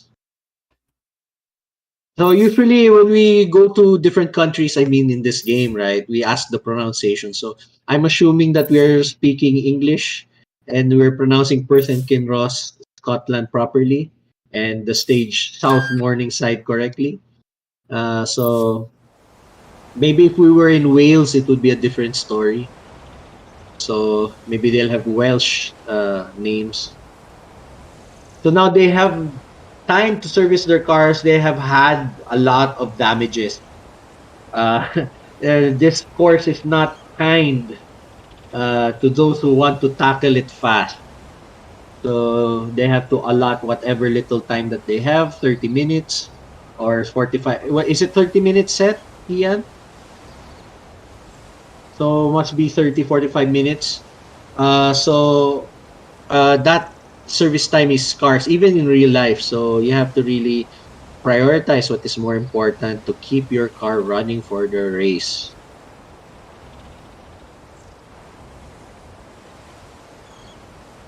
Oh yeah. So yeah, that's we're only waiting for James Irwin Go. He has the car with the most damage. So now here we go. Starts 30, short for left, keep right. Good luck. All right. Meanwhile, for Kenneth Morales. 5, 4, 3, 2, 1, go. And there he goes. Oh, there was a delay in his launch. But I think the handbrake snagged on something. Yeah, but that dropped him to 4th. But anyway, it's a long stage. He can still catch up. Again, with these long stages, it's a battle of attrition. It's a battle of endurance. So you have to keep your energy up, your focus up. And especially in this very difficult stage, focus is key. And survival is key. That's right. So hopefully he has what it takes to survive unscathed.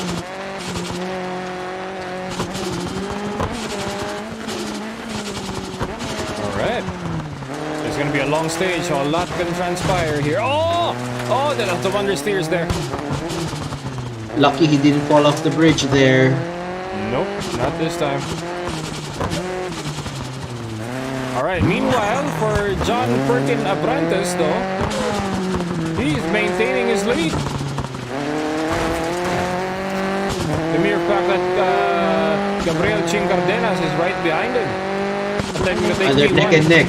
They're neck and neck, actually. So, hopefully Perkins does not lose his calm demeanor, just continues, just drives. He does not have to prove to everyone Kennedy's the fastest. He just has to survive as he almost races through the trees on that section. Oh, that is a huge jump right there, taking a tire with him. Oh no. Oh no, the body is good. I'm sorry. I'm sorry. Oh no. Whoa! Almost falling off there. Whoa!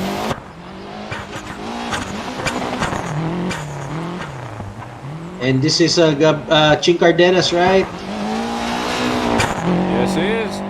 And now he has taken the firm lead as Perkins has dropped off due to his puncture issue.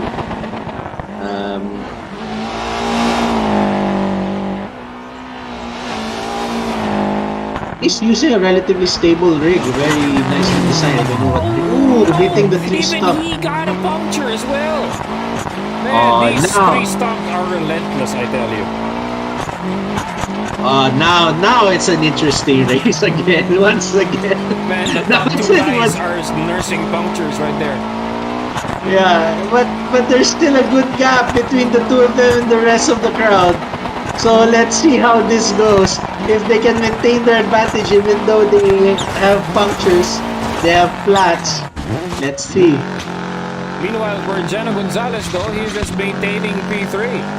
But who knows, with the flat tires in the first two guys, he could just take P1 right there. Eventually, this is a long stage.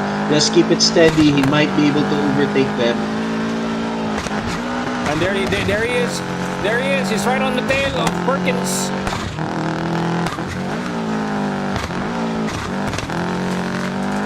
He's right on his tail.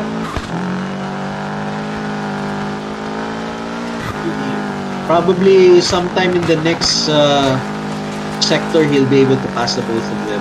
Oh yes, definitely, 100%. Past Perkins, not yet. Just past Ching. There you have it. It's already in the we're already in the next sector, but Perkins still has a gap. Most likely Perkins has changed his tire, but still he'll be a minute down. Yep. I would believe. I would believe so. Actually, it's time we find out. Whoa! Yes, I believe John. He changed the tire. Yeah, but he has already been passed by Jeno Gonzalez. And Jeno Gonzalez has to be consistent if he wants to take P1 or a stage win. I think he has what it takes for a stage win in this one. Just has to be, but we're still on the fifth sector. We spoke too soon. John Perkins takes it back. Some hesitation there. So far without penalties. Let's see.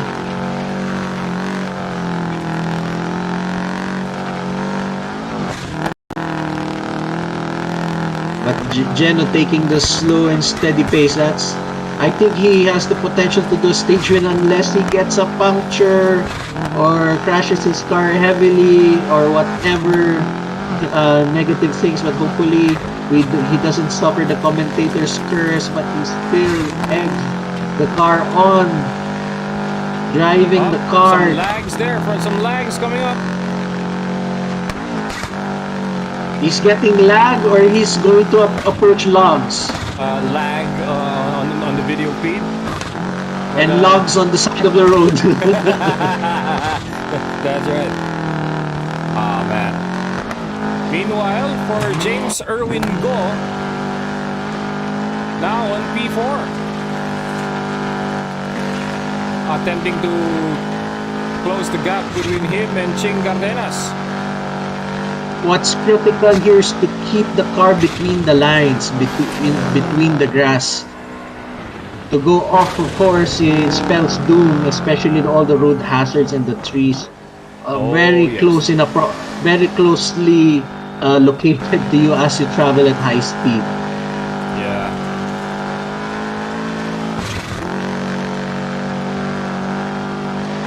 I can see the tension and worry in his face. No. Okay, he saved it. Woo! Man. That was a safe place to make a mistake. That was lucky.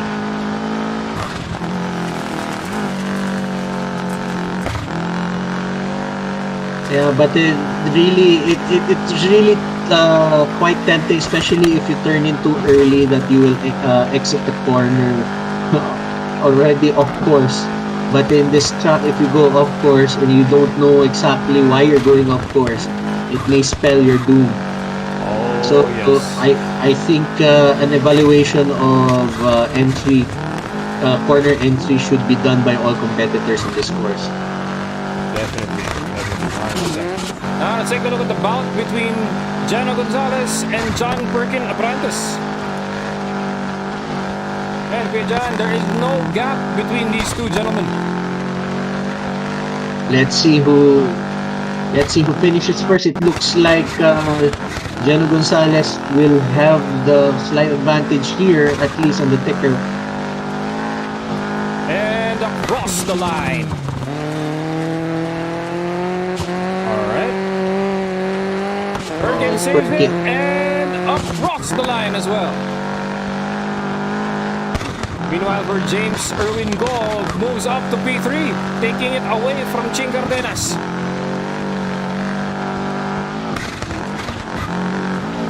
And already the timer, I think 150-second timer has already started.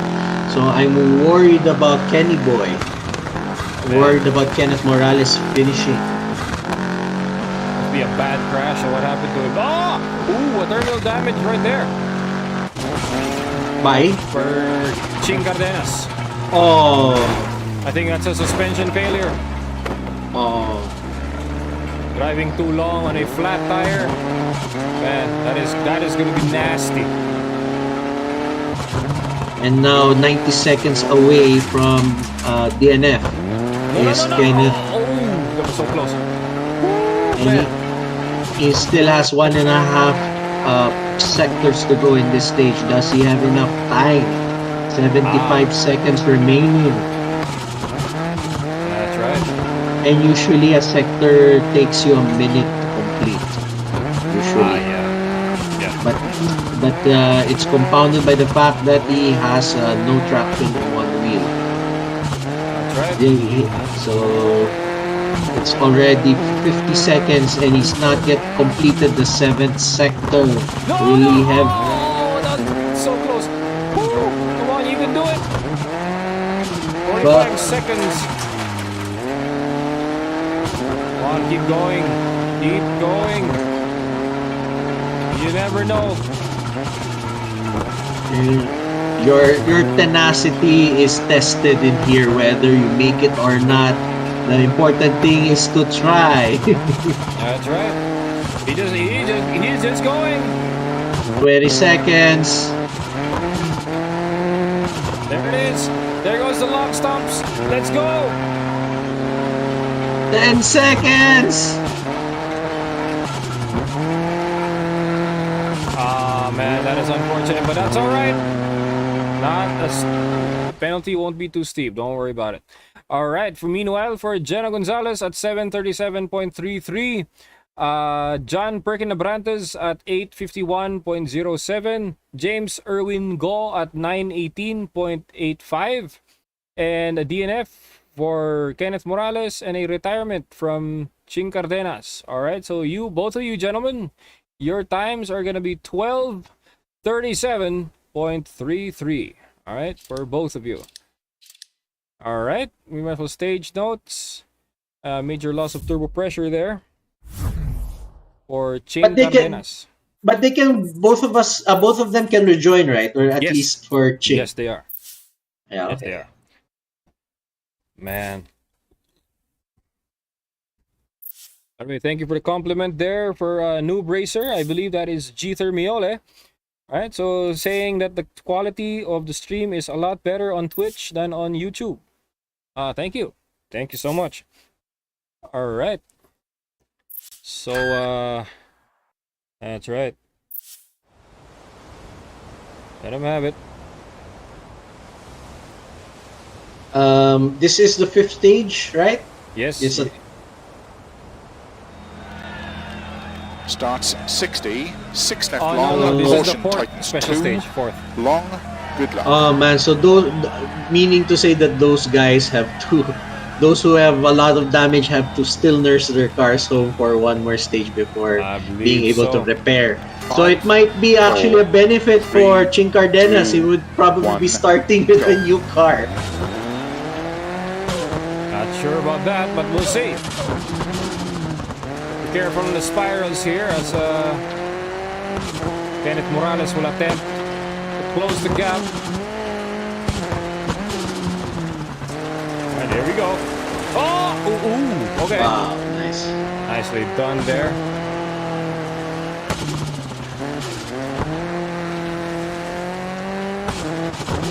They actually started also with a cleaner car, with a perfectly functional car, I think. So it's also advantage for Kenneth Morales right now because of his retirement. So at the very least, you know, he can hope for a stage win.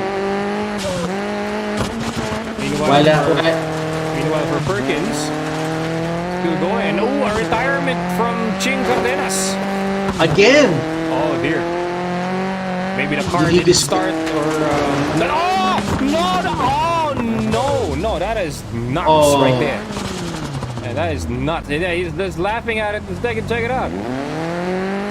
Yeah, positivity. We need to learn a lot from John Perkin and Brad. We need to learn a lot. Alright.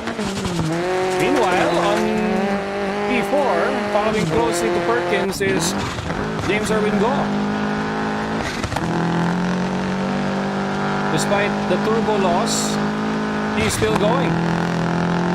So, can this qualify as a statement that you're running NA right now? If you're not spooling? Most likely, well, there's a lot of other problems. I mean, in real life, not only is he running NA, he's also running Pig Rich. Because the tuning is already gonna be messed up, and of course, I don't know what these rally guys are doing for engine management, but if this was still running the stock computer, the Subarus have a mass airflow sensor. So if you let the engine intake air that the MAF sensor does not read, then it will run erratically. So losing a turbo line, a charge pipeline, is a major problem for these MAF sensor cars. That's right. Man, let's take a look at Jano Gonzalez right now cruising in on P2. Oh dear, that is a huge bump on the door. That's okay. It's like he's just playing billiards. It's okay. Or playing carom, as they say. Oh yeah.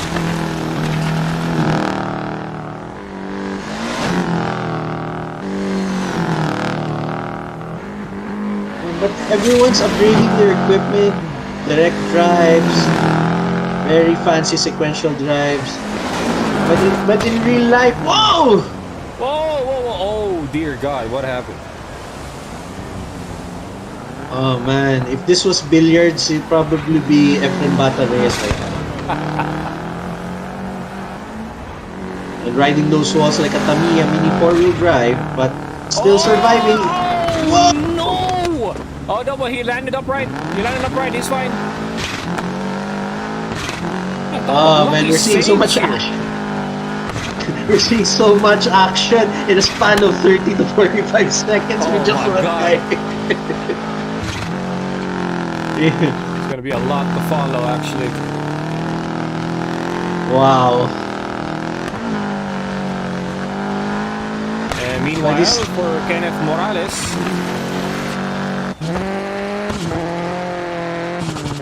he's en route for a stage win, but his car's already mangled. Oh no, only slightly damaged. It's okay. Oh, there we go. Kenneth Morales across the line, followed closely by Jano Gonzalez. Oh no!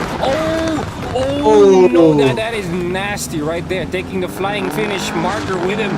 No. You can do this. Go back upright, and there you go, across the line. Followed closely by John Perkin Abrantes. And a A trailing finish for James Irwin Go. James Irwin Go, yeah, he has plenty of time to finish. But everyone, yeah, but actually for me, the drive of the day for this stage, the drive of the stage is Perkins. He had to nurse that severely damaged car. Oh yes. And not being last also, so that was interesting. So, but James Irwin Go is also about to finish. And across the line. All right. Meanwhile, for Kenneth Morales at 4:13.06. Geno Gonzalez at 4:31.53, John Perkin-Abrantes at 4:39.42, James Irwin Go at 5:11.97, and a retirement from Gabriel Ching Cardenas. However, your time is going to be 9:13.06.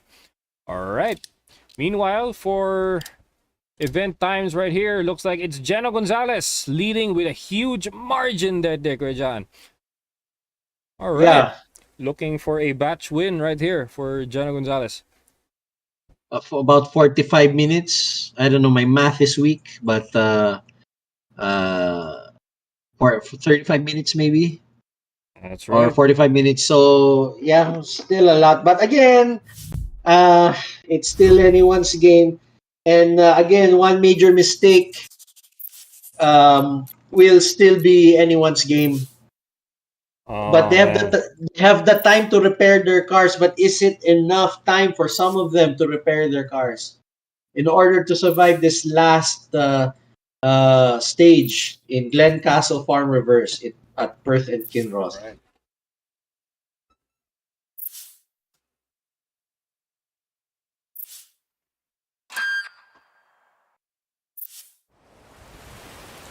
And now they do the final service area of our night's event, as they again this track is hellacious. It really destroys not only the physical aspects of the car but also the mental and emotional states of our competitors as they try to not be decimated by the cars and not be decimated by the logs and not be decimated by the trees in this difficult location.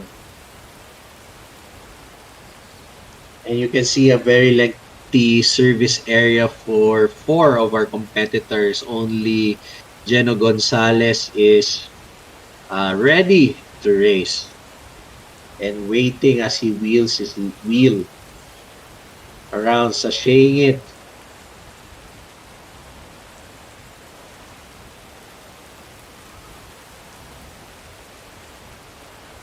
They're still setting up 2 left to set up James Irwin Go and Ching Cardenas. Ching Cardenas really needs to repair his car properly because he has suffered 2 retirements in a row. So does he have enough minutes in the game to repair his car adequately in order to survive this final stage? Starts crest, slow at 70. Good luck.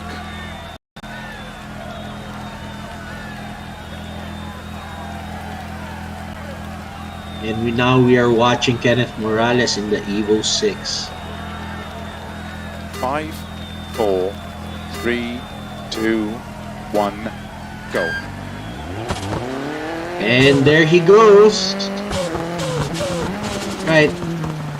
I really wonder what the heck is his wheel with the flashing lights and all. It really mesmerizes me. You know, it's Christmas season and the flashing lights remind me of those LED mini lights that you put on the Christmas tree. So but it seems to serve a purpose by showing basically acting like a shift light of sorts. So hopefully he's able to use it to his full advantage as he navigates through this treacherous Scottish roads. But he handles it well. I think he was able to put his car in relative order in order to completely survive and keep the pace in this difficult, yet it is the final stage of the night for Customs events. That's right. All right. Meanwhile, for Kenneth Morales, despite it being a raining stage, he's gonna find a way to do it. Oh, understeer! Turn was a little bit late right there. That's all right.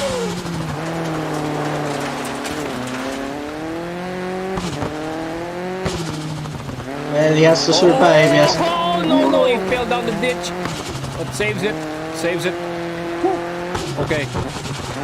Meanwhile, for John Perkins, Perkins is neck and neck with Kenneth Morales.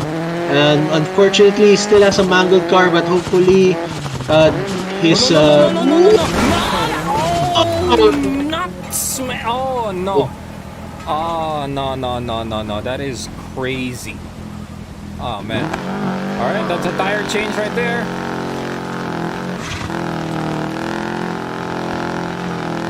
And now we are with Geno Gonzalez. I think among this batch, I think, if I'm not mistaken, he has kept his car the most clean. Or I would think so, yes. Or at least the least damage. So I guess Enzo's playing to his favor. I think he's leading, right? Is he leading the first 4 stages? That's right. So, yeah, slow and steady. Even though they call you a turtle, but the turtle gets to finish. As long there's no body of water here, so the turtle does not have to swim, falling off places. So, yeah. So he'll finish. He'll finish well. Oh, he will. He definitely will.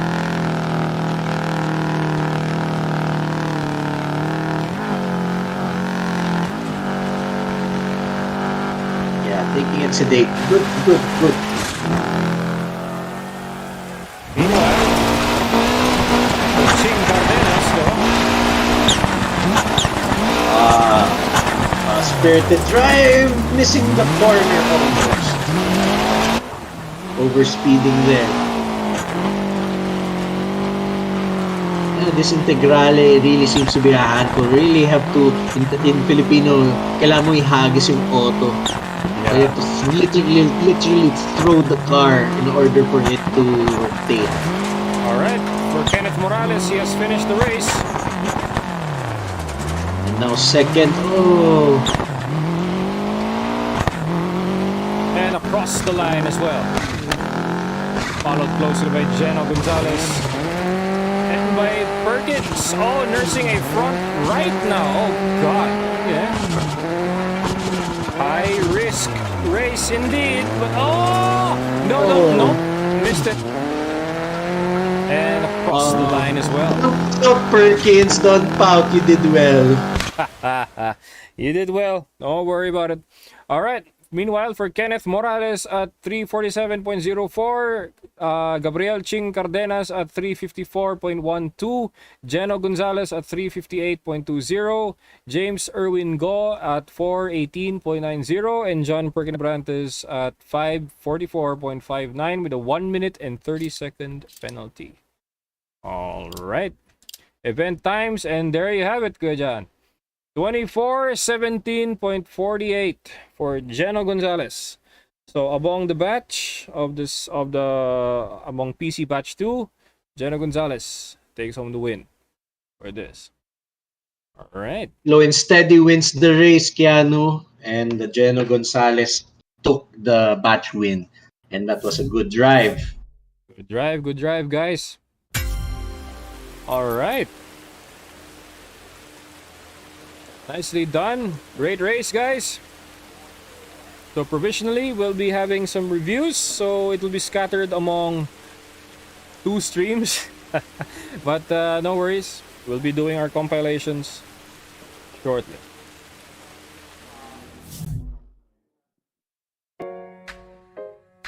All right. So meanwhile, Kuya Jan, that was remarkable, wasn't it? A remarkable finish for the second batch of PC drivers. Yeah. Every batch was very interesting. Yes, they were. I was shocked. I was very. I mean, I'm talking my ear. I'm talking your. I mean, everyone's ear off. But I enjoyed watching it also while I was talking. So, amazing race for this third batch. Topsy-turvy retirements, left DNFs, rollovers, crashes, bumps, jumps, stunts, all sorts of mayhem, and all sorts of entertainment if we are perverse. But it's pretty good. We are seeing the talents of people, especially Perkins is becoming faster and faster. It's just that unfortunately he's making mistakes. But he could have had the batch win. He had the pace, even though he's using a controller also. And I don't know if the Xbox controller, well, it's analog. You have analog controls on steering, braking, and acceleration. But considering that it's not a wheel, you lose a bit of that resolution. You're just driving through your fingertips versus literally steering a wheel. I think it's a commendable effort for Perkins, and I really would like him to improve further and finish the race in a high positive note as the positive and jolly person he is. So, you know, we have a lot to learn from. I have a lot to learn from you, and hopefully hopefully your smiles will also it would be infectious also for me. So yeah, and but congratulations for the batch win to Geno Gonzalez. That was a good solid drive. It was a solid drive, just keeping his pace and making the least mistakes in this batch. So that was good. And Ching was fast. Kenneth Morales was fast, but you know, they were making a hell of a lot of mistakes. So yeah, it had to be Geno to take it. And if Geno can just improve his pace even more, his raw pace, then he is on route to be one of the best guys out there joining us. That's right. Oh man, these races really bring out a lot on the drivers, no matter how big or small, right? I mean, that to all the drivers who are watching right now, I can confidently say each stage, each series, each round, there's always something new to be discovered, right? No matter how big or small, you know, you didn't know you could do that, you didn't know you could actually finish that way. It's all a surprise. I also kind of believe what you just said earlier, Kujan. Anything can happen at all. Like and it has. Yeah, it has happened. During the span of the 3 batches that have just ran right now, and man, I am clearly lost for words on what just happened. But events transpired, and actually I can't help but say massive congrats to everyone who participated, and massive shout out to the guys who are still watching on Twitch, YouTube, and Trovo. You guys are the real MVP. I apologize on behalf of the crashes of the stream on Facebook. I don't know what is happening right now. It can't be my internet right now because it is very stable on the other platforms, so can't really tell. But nonetheless, it's an enjoyable show. The show must go on. And a massive treat for the viewers out there. I know you guys missed out on Facebook. I'm gonna be giving a treat for everybody, right? I'll be uploading a recording of this whole race, right? So among 3 streams, I'm gonna fuse it into one, so you can watch the whole replay at the comfort of your own home. All right. That was not brought to you by technical difficulties, but at least surprises brought to you by a lot of things, a lot of factors. But at the end of the day, it's part of the show, it's part of the race, and this is motorsport. All right. So yeah. In your words, John, the show must go on. The race must go on. The race must go on, and we just have to press on regardless. Yes. Both organizing and racing, these guys had to battle through difficult stage. They had to be patient also with us, the organizing team, and I mean, I hope everyone enjoyed, and I'm looking forward to a good replay of this video stream, and at least everyone could really enjoy the excitement that we have all had in this long night. And I'm looking forward to the next round on December 8th. Definitely. Same here. December 8th, guys, just gonna be doing a little plug here. What is gonna be in store for us drivers and organizers for round 3. Round 3 is gonna be on December 8th. That is gonna be on a Thursday, and we're gonna be doing it at night. All right, the same time slot. It's gonna be starting at 6 p.m. It's gonna be a holiday on that day, so hopefully you guys could make it. Mad respect to you guys if you could actually find time to actually do this. So we're gonna be trying out something new during the holidays, where we don't impact any weekends that have races ongoing or other conflicts brought to you by the Yuletide season that is fast approaching. All right. So a preview for round 3 is gonna be we're gonna be going to Monaco, Monte Carlo, and we're gonna be using the 2000cc cars. All right, from the limited to the Citroen, the Subarus, the Ford Focuses, you name it, they're all there. So actually can't wait, Kuya Jahan, how this race will transpire, because not only it's in Monte Carlo, it's gonna be on a holiday, and we're gonna be using fast cars again for such a narrow and slippery stage. Fast cars, 4-wheel drive, snow. So it's our Christmas special, I guess. It's gonna be our Christmas special. It's gonna be a little bit of a repeat on what happened on 2021, which was the first international digital rally ever held, brought to you by AAP. Right? But however, we're gonna be doing that. Coincidentally, we're gonna be doing the last round on Monaco once again. All right. It was a choice between Sweden and Monte Carlo, but looks like Monte Carlo was actually the choice. And to make things a little bit interesting, putting it on 4-wheel drive makes things a little bit more interesting. Those who want to go flat out, let's see how much they can control their foot. And those who have maximum control, can you guys actually step on it a little bit, even if the ice is very slippery? We shall find out. And a lot of drivers are in for a surprise, especially when it comes to round 3, because who knows? By then, audiences from all over are gonna be watching us, and even more so, despite the platform crashes and whatnot, it still happens. So just gotta keep going. All right. So some parting words for you, Kuya Jan? Yeah, thank you everyone for bearing with us and watching this event. Yeah, the only thing was we had a bit of a hiccup in the start, but I don't know, I had fun and watching these guys, and yeah, I'm looking forward to December 8th, Mama Mary's birthday, and yeah, and then hope to see you guys there as we conclude that National Digital Rally Championship of ours, brought to you by AAP. Remember guys, AAP, the Automobile Association Philippines, is the National Auto Club, and which brings a lot of help and services to its motoring to not only its members but also to the motoring public at large in the Philippines. So aap.org.ph. Promos for membership applies, and if you get a membership, not only you may be able to get it at 30% off during this week, you may also be having a chance to win a brand new car or two in the grand raffle next year. So I think they're giving away a Navara pickup truck. Nice. So that would be interesting.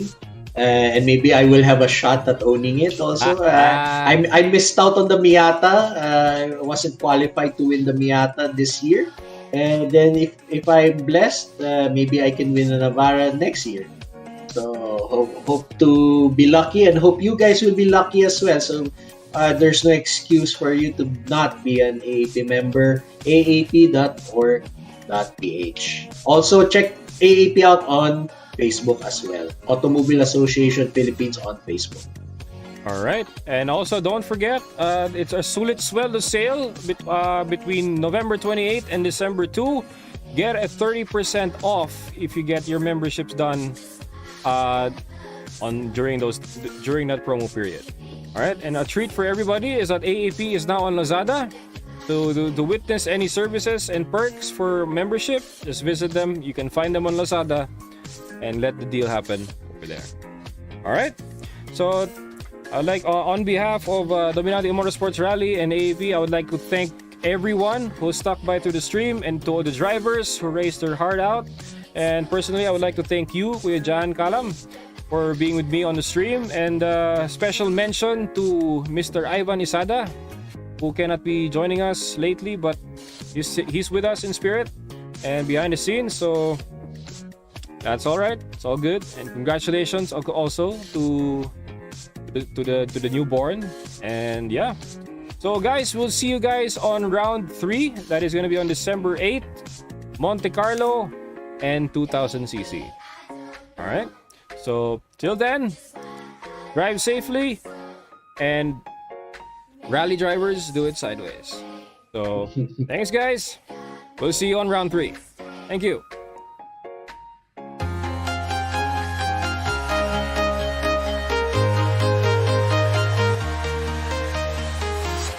I'm walking alone, the streets are empty. The only thing I can see is my own silhouette. I'm getting stronger, step by step. The clock is ticking, but there's no time for regrets. I've been flying from town to town, from London to Taiwan. I've been all around the globe, trying to protect your soul. We are heroes tonight. We will fly above the sky. We are heroes tonight.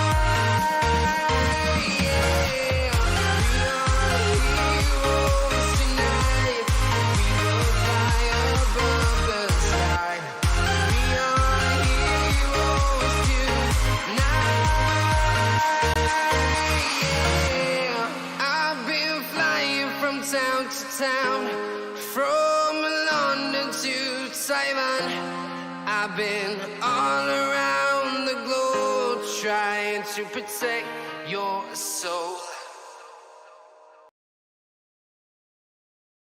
Thank you, everyone. See you on round 3.